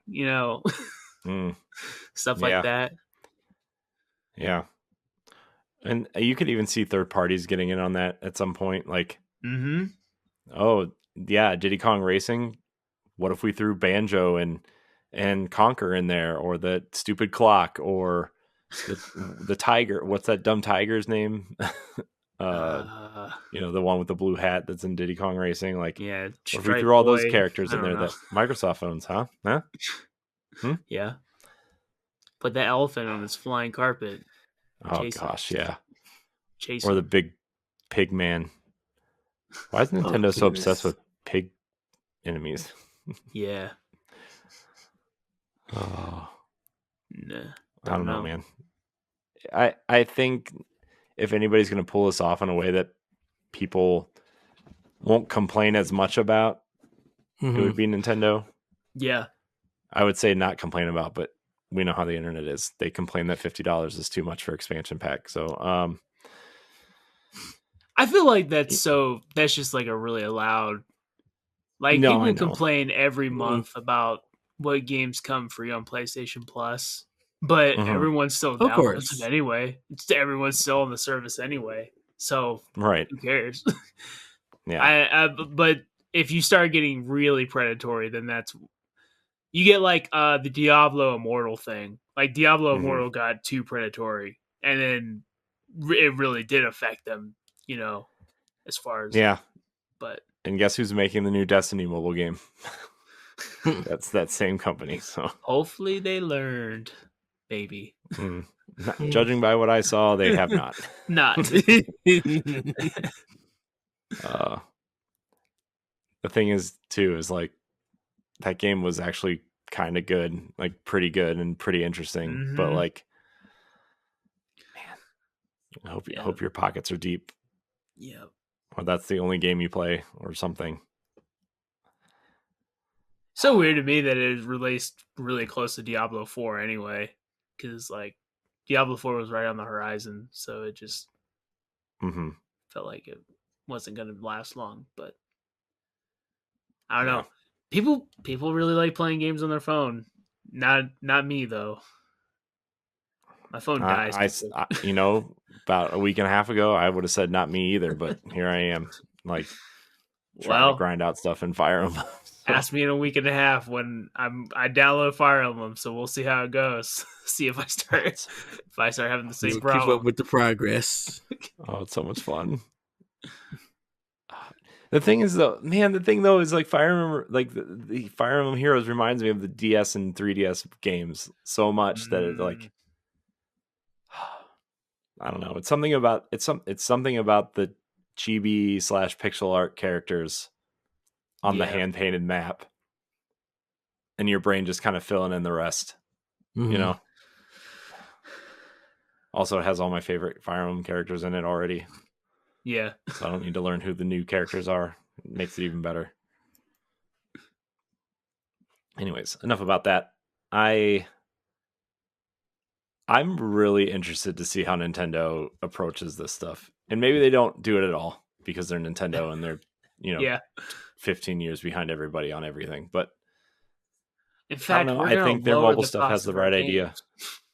We're gonna make them $50. We're making too much money. Our bank is too full. Yeah. Miyamoto and Anuma are Scrooge McDuck in it over there. Oh, good googly moogly. There's no room to dive in because our heads are too close to the ceiling. Oh, man. Reggie's in there too. Just retired. Sipping on some, I don't know, drinks out of the old DK bongos from GameCube. You drinking Mega Man juice or something. Oh, jeez. No, the Mario Zelda cereal. Mario cereal. Yeah. Oh, gosh. Yeah. Remember when they made that cereal box in Amiibo? Yeah. They did? I don't remember that. Yeah. There was a thing inside that you could scan it, and it was an Amiibo. Oh, man. So, yeah. Oh, Nintendo and your promotions. Oh, jeez. All right. Well, let us know what you think about Nintendo doing some sort of live service initiative, and if you think it'll be different from everybody else, or if they do it at all. Yeah. Because we might explore this topic more on an expansion pass or a one-up episode soon. Because I just think that this is fascinating, especially if you like really get into the nitty-gritty of each franchise that could possibly do it. Yes. So. Speaking of games, let's get into Pack Watch. I'm not doing what I did last week and getting all the weird stuff on eShop because guess what? I don't think anybody really cares. And there wasn't anything really interesting anyway other than these. So, on 2/11, you'll be able to play Sid Meier's Civilization 7 on your Nintendo Switch, as well as other platforms. The award-winning strategy game franchise returns with a revolutionary new chapter, Sid Meier's Civilization 7. Did I say 6? I meant 7. Roman numerals, everybody. Civilization 7 empowers you to build the greatest empire the world has ever known. Cool. On 2/12, Super Jaeger Bomb 2, Go East. Get ready for a thrilling new adventure in Super Jaeger Bomb 2, Go East. From Italy to Mongolia to Kazakhstan with new mechanics, events, bonus leaderboards, and more. Okay. On 2/13, Phantom Breaker Battlegrounds Ultimate. This is a side-scrolling beat 'em up with the heart of a fighting game, showcasing nostalgic pixel art and the latest cross-platform online multiplayer experience. Multiplayer experience, the biggest and most expansive entry in the Phantom Breaker Battleground series to date. On 2/14, The Legend of Heroes Trails Through Daybreak 2. Return to the Calvard Republic and unravel the mystery of the Crimson Beast. One day, a shocking series of murders set the wheels of fate into motion. Once again, chaos looming on the horizon. The Spriggan Van Ark ride receives an unexpected visitor. Who is behind the murders and what is their goal? And then also on 2/14, the Tomb Raider 4, 5, and 6 HD remastered trilogy is coming. Her legacy lives on. Play the next series of Tomb Raider adventures in this remastered collection of the Darkness trilogy. Titles included are Tomb Raider, The Last Revelation, Tomb Raider Chronicles, and Tomb Raider Angel of Darkness. Yes. So, I think people received that original trilogy pretty favorably. Yeah. Yeah. This was my trilogy that I grew up on, though. Mhm. Well, 4 to 6. Yeah, 4 through 6. Last Revelation. Angel of Darkness. I like it. That's the interesting one that everybody's going to be looking for to see if they cleaned anything up. Yeah. Yeah, from what I remember, that game was not very highly received. But also, I wonder if people were just burned out on Tomb Raider at that time. You too, you know. It had like- the Mega Man itis to it. Yeah. Angel of Darkness was a not a great game, but nostalgic for sure. For me, at least. As a young person. Yeah, I remember playing Tomb Raider 2 and 3 at a friend's house on PlayStation, and then I got Last Revelation and Chronicles on Dreamcast, which is where I played those games. So I never played Angel of Darkness, though. I remember it looked really cool, and I was going to get it when I got my PlayStation 2. But then the reviews came out in like EGM and stuff, and they were not great. Yeah, that's what I read it in EGM. Yeah. Like 6s and 7s, the 6s and 5s. Yeah. So, but hey, you're looking at somebody who still thinks The Bouncer is one of the best PS2 games, so whatever. Well, maybe I don't know what I'm talking about. I've got to play the Trail series. I want to play them so bad, but there's so many games already. I'm still trying to figure out what order, but what game, how many games they have. Oh, I think this is the 11th game in the series. Yeah. But the first one is coming out as a remake. Yes. Soon. That's what I'm waiting on to start my playthrough, is to get that first one out. Yeah. So when that comes out, I'll be so much talking in that game. Yeah, it's an RPG. It's an anime RPG. What do you want, Ed? You want gameplay? You want gameplay? Talking. Yes, I do want gameplay. You want to play? I don't need it to be a visual novel. You don't want Kojima-sized cutscenes of anime characters talking about nonsense? That's Xenosaga all over again. Yes, give me Xenosaga remastered. Where's that trilogy at? Oh, goodness.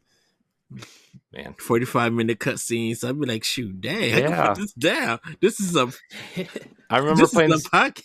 I remember playing the first one, and it was like I was playing it, and my parents were yelling at me to go to bed, and I was like, after this cutscene, but the cutscene was like, I don't remember which cutscene it was at this point, but like it was just so long. Game. Yeah, I just want to save. Oh man, good times, huh? Yeah. Major updates coming, by the way, to games you may or may not already own. Donkey Kong Country Returns HD is getting a demo on the eShop, so you can try it out before you play it. Tetris 99's 45th Maximus Cup will feature Donkey Kong Country Returns HD.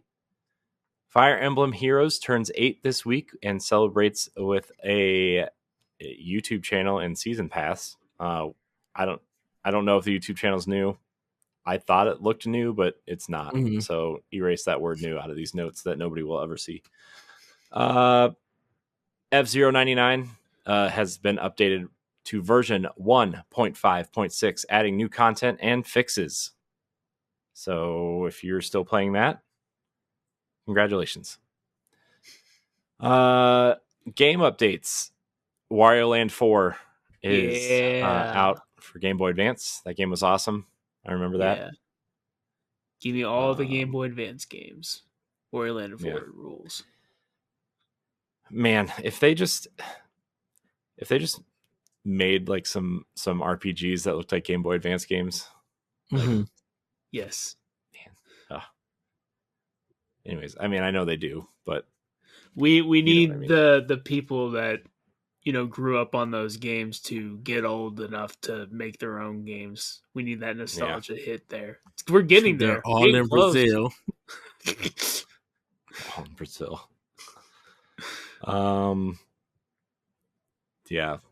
So Nintendo Music added Super Mario Kart and Pokemon Legends Arceus this week.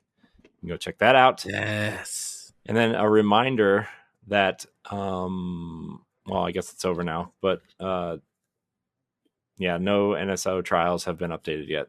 So just buy Dead Cells. Yeah, sorry. Dead Cells. That's on sale though, still. Nice. The complete edition with the Castlevania content is like $20. So if you haven't played it yet, I guess that's the version to get. But I guess it's time for question block.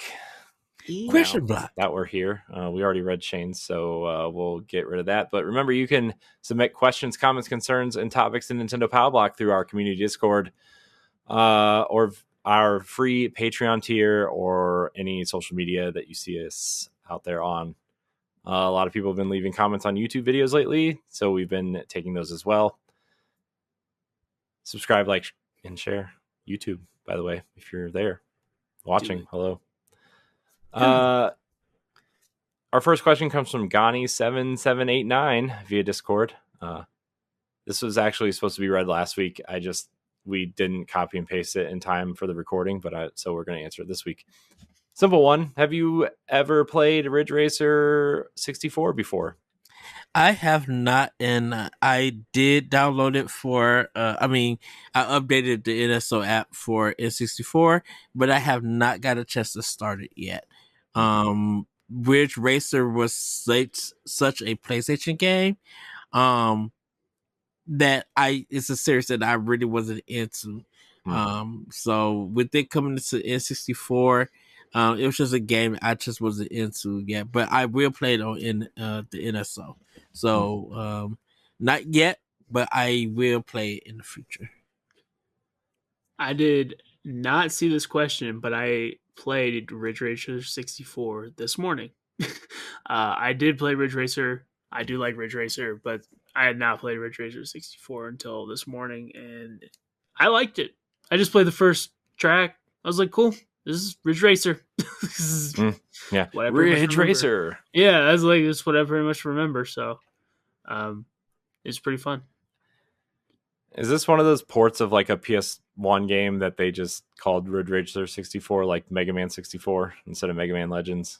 My memory is hazy, but it could very well be, because I was like, yeah, this is Ridge Racer. as far as I remember. You could tell me it was the same thing. I remember the big Namco logo, just bam. Yeah. Everywhere. Yeah. So I never played it. What? Oh, I was going to say, where's my Resident Evil 2 N64 port? That's what I want. Oh, I don't think you're getting that, Ed. Yeah, I know. You can play the cloud version of the remake on your Nintendo Switch. Yeah, I'm good. I mean, I have the remake on Xbox, but I remember Resident Evil 2. I did beat that on N64. The Resident Evil series is a weird one, because I beat it on so many different consoles. From 6 and 7, I need to finish, but 1 through 5, I jumped from different places. I was more of a Cruisin' USA guy than a Ridge Racer guy, so I did not play this. But I agree that Cruisin' USA is better than Ridge Racer. I had to unlock the school bus and the cop car. I had no time for these Ridge Racer cars. So wow, the school bus, man. what a dumb car in that game. Although in the new one, there's unicorns and stuff now. So I also grew up playing like Gran Turismo as one. Gran Turismo and Muppets Racing at the same time. Which I don't know if you played Muppets Racing. Muppets Racing I did for not. PS1 was a legit racing game. I played some Mickey's Speedway USA though. Same Wow. idea. Same. It might have been. They were probably. Was it made by Midway? Yep. I'm pretty sure the Muppets Racing game was also made by Midway. So Wouldn't surprise me. I feel like Exactly. it's probably just different skin. Mickey's Speedway USA superior to Mario Kart 64. I'm gonna say it. I mean, that's not hard. Mario Kart 64 is not Bad? great. Yeah. I didn't want to say it, but it's not great. Yeah. All right. Sam Hall writes in, what are your plans for Switch 2 once you get the console? Is it going to be your primary console, secondary, exclusives machine? It's pretty much gonna be what it is now. Like with my Switch, it's my main console. Yeah, I And mean, it's gonna be. Oh, go ahead, Corey. I was just going to say, yeah, I'm trying to consolidate everything to where I play games onto as single of a place as I can without turning on something else. And I don't know, with my kids being young still, and like they're getting really into Mario and Yoshi and all these other kind of Nintendo-esque franchises, like, and also the games that I like to play currently, like I Switch to, if it gets the games, it might be one of the only places I play for the foreseeable future. Like I don't remember the last time I turned on my PlayStation. I hardly turn my Xbox on anymore. I mean, I turned it on for Ninja Gaiden and Destiny for the first time since I downloaded Indiana Jones and played through that opening level, right? The Raiders level. But like I haven't, I just, time is a factor. How I play games is a factor. The TV use is a factor, Yeah. Yep. It'll probably be my primary. It'll be my secondary, as it always is, but I mean, we'll get to it.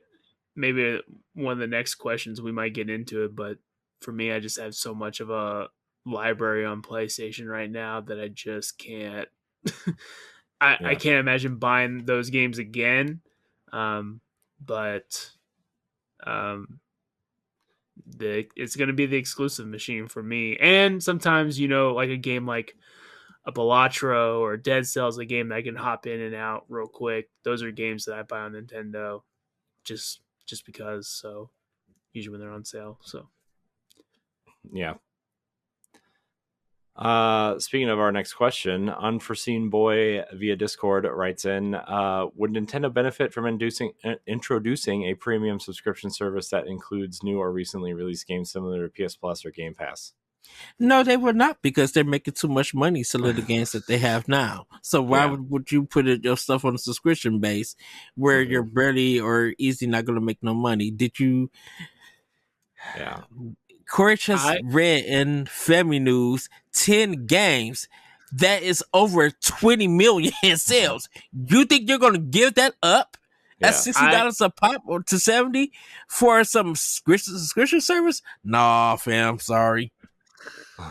I agree that first party, they should definitely not do that or even consider it. But if they had like 30-party games on there, that would help. Not even third party. Hold on. I'm saying for someone who does not have a giant library of Nintendo games and all my games are on PlayStation, that would help make me. Third party is making money off of these Nintendo sales on physical. Why do that? Hold on, Ed.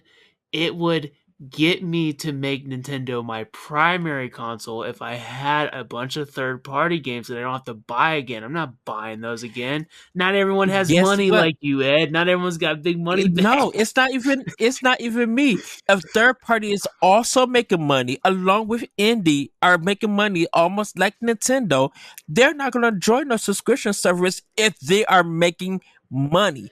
If your game is shown on MPDs, like Nintendo, though. Like they're not doesn't matter if they could see that game for Switch on NPD on a weekly basis, or it's always selling out from limited run or anything else, they're not gonna join the subscription system or anything. If their game is selling off a Nintendo console because people still want physical, if they are Yeah. making money off of that, they're not gonna put it on a subscription based service. Because guess what? Just because you are a subscription based service doesn't mean that you're going to consistently play those games on a subscription base. On that console.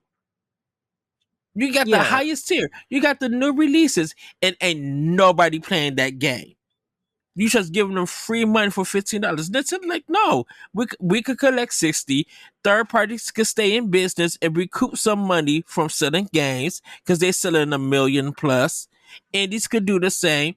No, they're not about to do that on a Nintendo console. No. Now, if Nintendo wants to get to the collectors and everything, so they don't resell those games at a higher price, then yeah, go ahead and do it.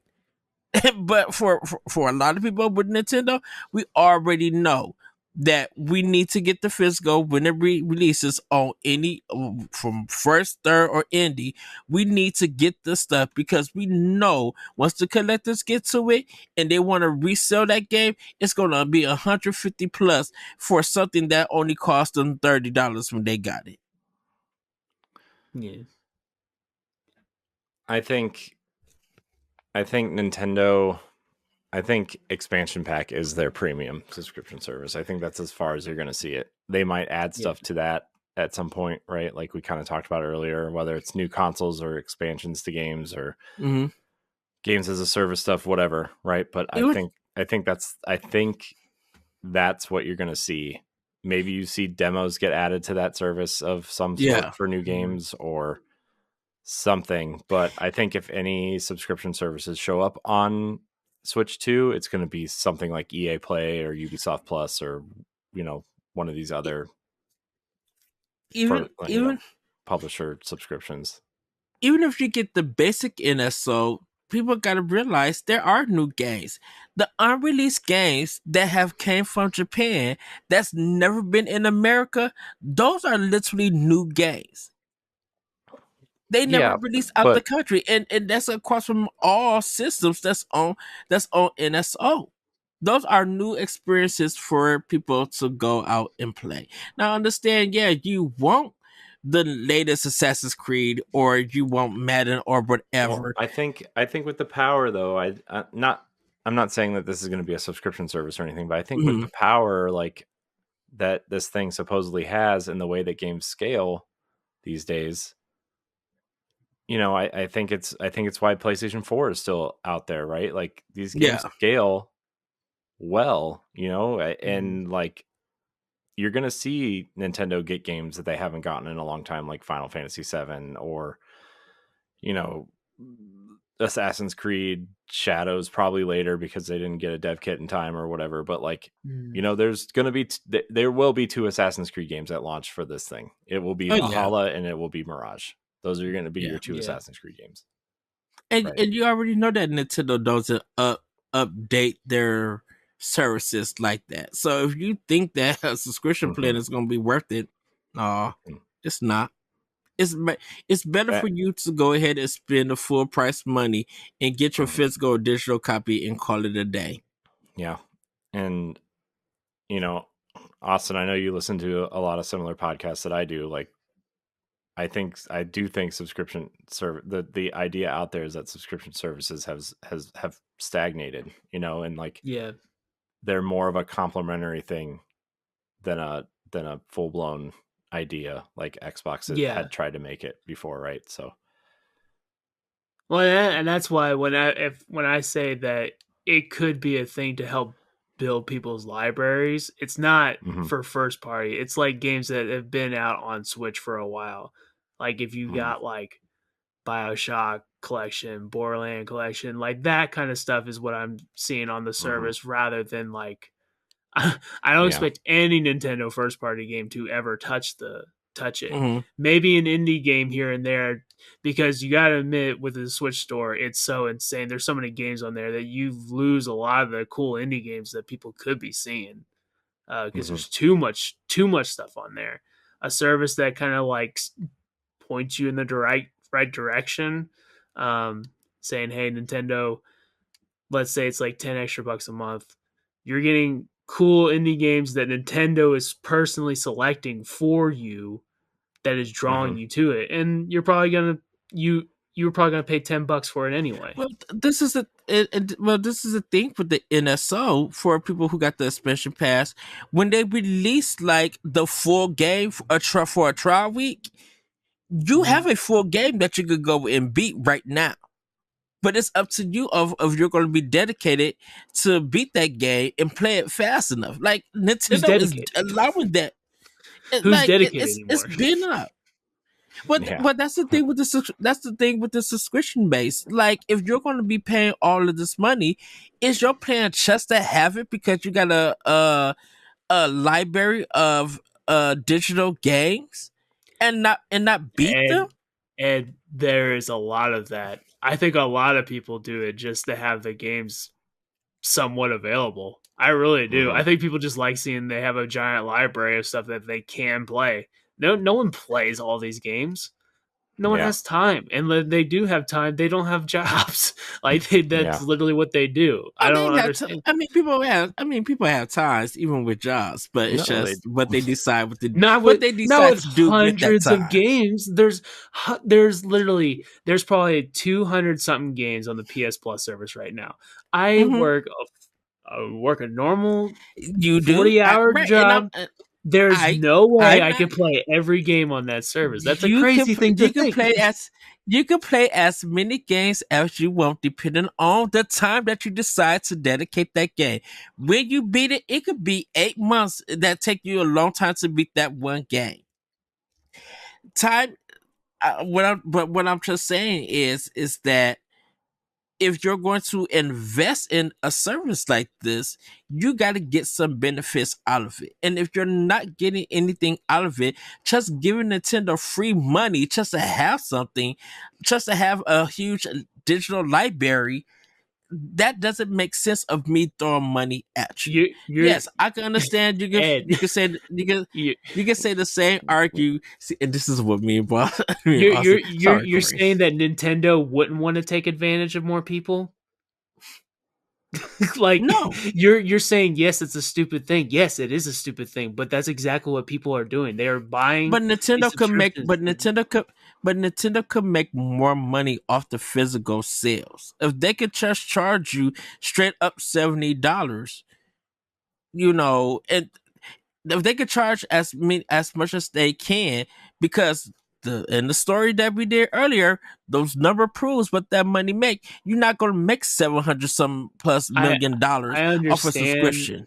I understand it, but the games I'm talking about, no one's paying $70 for. No one's paying $70 for the Borderlands collection. No one's paying. Tears of the Kingdom will argue with $20 million. They paid. I didn't say Tears of the Kingdom. I said the Borderlands collection. We were talking about You're talking about third party. He's been talking about third party the whole time. But you kept saying Nintendo. On Nintendo. Third party on Nintendo. Third party on Open Nintendo. your ears. I've said multiple times that no first party game would ever be on a service like this. Multiple times I've said that. Yep. At least 3 times. At least 3 times he said that. In this question, he's included Nintendo. No, he's not. No. Well, I think he's that's just what talking we're about talking Nintendo about having a service. Not actually. We spent so much longer on this question than I highly anticipated, and they knew one of these questions was okay. So a service that includes new or recently released games, no, that would not work. But if they were to do third-party older games, I think people would subscribe to it just to build a library, because that's what people like, is having a giant library. Yeah, almost similar to what the not the core Game Pass, but whatever that second tier is. Of like you don't get day one games, but you get like back catalog of older games of I still don't think Nintendo would have first party games ever on a subscription service, and I don't think third party would have it on it, because third party has sold a lot also on Nintendo consoles. So that's been making the money. Think they have, but if it's doing $1 million+ on it, Like, A why would million I is give not that a up? number people care about anymore, Ed. I'm They haven't just cared about that saying. since 1997. Like, I'm just saying for third party. That's all I'm I saying. especially third party. This is Dr. Evil here. Like, it's All right, we're moving on. A million. I said Yeah. a million plus. I know. You're right. He sounds like Dr. Evil. Asking for $1 million in 2000 whatever. This is why I love Austin. I told everybody when me and Austin get to talking. All right, our last question. I'm moving on from this. I have a headache. With Nintendo confirming Metroid Prime 4 as a Switch 1 release, do you think Nintendo releases a full port to Switch 2 or just relies on patches or general Switch 2 hardware improvements? This is from Sick Jake, everybody. Mm-hmm. I mean, to me, if Switch is backwards compatible, they're going to rely on. They're not going to, I mean, I think whatever technology is within the Switch 2, it's just going to do that work for them. Nvidia's AI stuff is really impressive from what I've seen and can tell. Me and Austin was talking about this like on EXP on the episode that I'm just like they'll probably just update it. Like Microsoft does with when the Series X does with like 360 and Xbox One games, they just enhance them. Yeah. I don't see them doing anything separate. I think it's just gonna be. Now, will it come as a launch game? That's what I'm more interested in. I bet they get Metroid Prime Metroid Prime 4 out before Switch 2. Before Switch 2, yeah. To prove that it's a Switch 1 game, first of all, and then second of all, they can they can use that to say, look how this improves Metroid Prime. Yeah, on Switch I was trying 2. to think if it would just be like since Breath of the Wild was such a big hit when it released launch game, if they would hey, so because Zelda was popular, but Zelda got really popular with Breath of the Wild, if they would hope to see that same success with like putting Metroid as like a launch game, and making it bigger. I wonder, but yeah, I mean, I wonder if it's so hard to know because I mean, Breath of the Wild was so different because you can't shove a Wii U disc into the Switch, right? Like, these are essentially going to be cartridges again. So, like, what does that mean? What does an update look like? Like, are those updates on the cartridge, and Nintendo's consoles just know which version to, play? Like, right? Is it a Xbox Smart Delivery type thing? Like, we won't know to probably the second. Yeah, I mean, that's true. Yeah, but I don't anticipate them selling multiple SKUs this time around, right? Especially with something like Metroid, right? They're Metroid's not popular enough to do that. I don't think. I mean, it could be, but at this moment, I don't know. But that's all of our questions. No campaign, just multiplayer, battle pass. Nintendo's turning a new leaf. We're working on online only games now. Yeah, Metroid Prime 4 is the new Halo. It's just multiplayer and a campaign that's half finished, and they'll release the second half as Metroid Prime 5. No, literally, it's just Halo. We're just calling it Metroid Prime now. Yeah. Good times. Maybe we'll get a Master Chief skin in that multiplayer somewhere. Yeah, that'd be cool. Oh, good goody booty. And an Arbiter skin. Anything's possible. Yeah. Speaking of possible, Ed, get us out of here. Help me. All right. Well, Austin, thank you for coming. Any final thoughts? Everybody gonna be listening to these, be like, they just went at each other. Like I said, I love Austin. Yeah, we do that all the time. I was gonna say it's not like it's anything different. But yeah, Austin, any final thoughts? Well, I mentioned this on Expansion Pass. I don't really have any final thoughts, but Corey, have you heard of Captain Blood? No. I know you like the original God of War game. the game series. You've got to look up on YouTube Captain Blood. It is literally a game that has been in development hell since 2006, and it's coming out to Switch in 2025, as well as other consoles and PC. And it looks just like the PS2 God of War games, but it's pirates. Wow. Oh, So yeah, it's pirate cool. themed, and it looks dated, but it does look kind of cool. But your classic hack and slash game, coins come out instead of the red orbs, So it's interesting. You gotta check it What's out. it called? Captain Blood? Yeah, Captain Blood. If you they got a demo of it on PC. It might be on other things. I'm not entirely sure. So I just learned of it today, and looks pretty cool. Cool. I'll have to check it out. That sounds fun. I'm into it. All right. Corey, do you have any final thoughts today? Oh boy. I have a lot of thoughts, but yeah, I mean, just I'm ready for this thing to come out and just start covering the stuff and kind of doing it in a more meaningful way than, not that we haven't been covering Switch in a meaningful way, but just like playing the games, putting gameplay up, doing streams eventually, like getting Mario Party game nights back up going on. And the couple we did, Austin was part of one of them, or maybe both of them, I don't remember. I know it was on one for sure. I don't know about that 4 hour 30 turn one. Yeah, we gotta knock it down to 10. Yeah.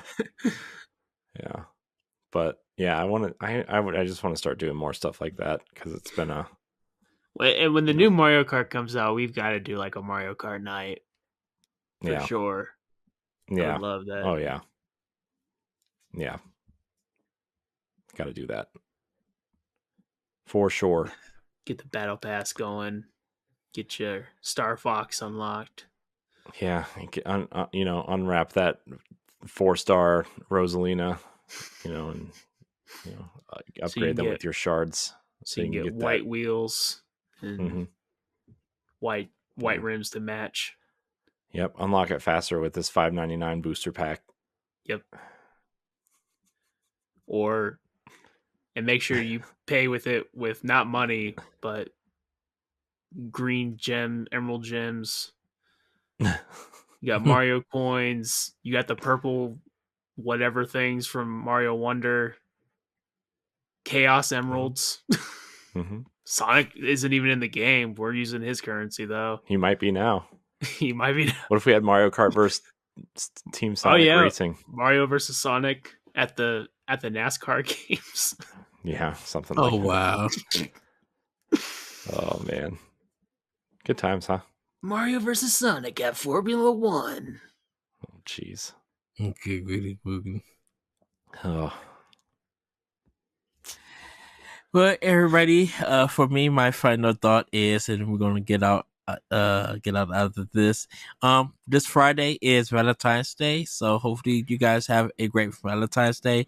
You spend it with the time with the ones that you love, the one that you love, or how you do your romantic thing with somebody's bodies. So with that, everybody, Austin, thank you once again for coming. Where can people find you if they want to, talk to you, hang out? If you just add me at PlayStation on Twitter, I guess, and then really just the PlayStation app. Go on the Boss Rush Discord, and my Switch code's in there. I like playing games with people, so just hit me up. Nothing else. All right. Well, thank you for watching or listening to this episode of Nintendo Pow Block. You can catch new episodes Monday on your podcast service of choice, on YouTube or on our free Patreon tier. Remember, if you're watching this video, subscribe on YouTube, like the video, and leave a comment. If you're listening, leave us a rating and a nice review. Get the show ad-free along with other perks like early access to Expansion Pass, Video Game Book Club, become a Patreon producer, exclusive content, and more by heading to our Patreon at patreon.com/Boss Rush Network. Follow us at Boss Rush Network and at Pow Block Podcast on all major social media platforms, including Blue Sky. And find all of our content, including reviews, daily banters, features, and more on our website at bossrush.net. Thanks for watching, and we'll see you next time. Bye, everybody. Woohoo! Goodbye. If you want to see how you can become a Patreon producer, head on over to patreon.com/Boss Rush Network. The Patreon producers for this month are Adriel Munger, Austin Campbell, Celeste Roberts, Christian S., Sana Dirrig, Francisco Santillan, Matthew Keel, and Todd Oxtra. Thanks for your continued support of the Boss Rush Network.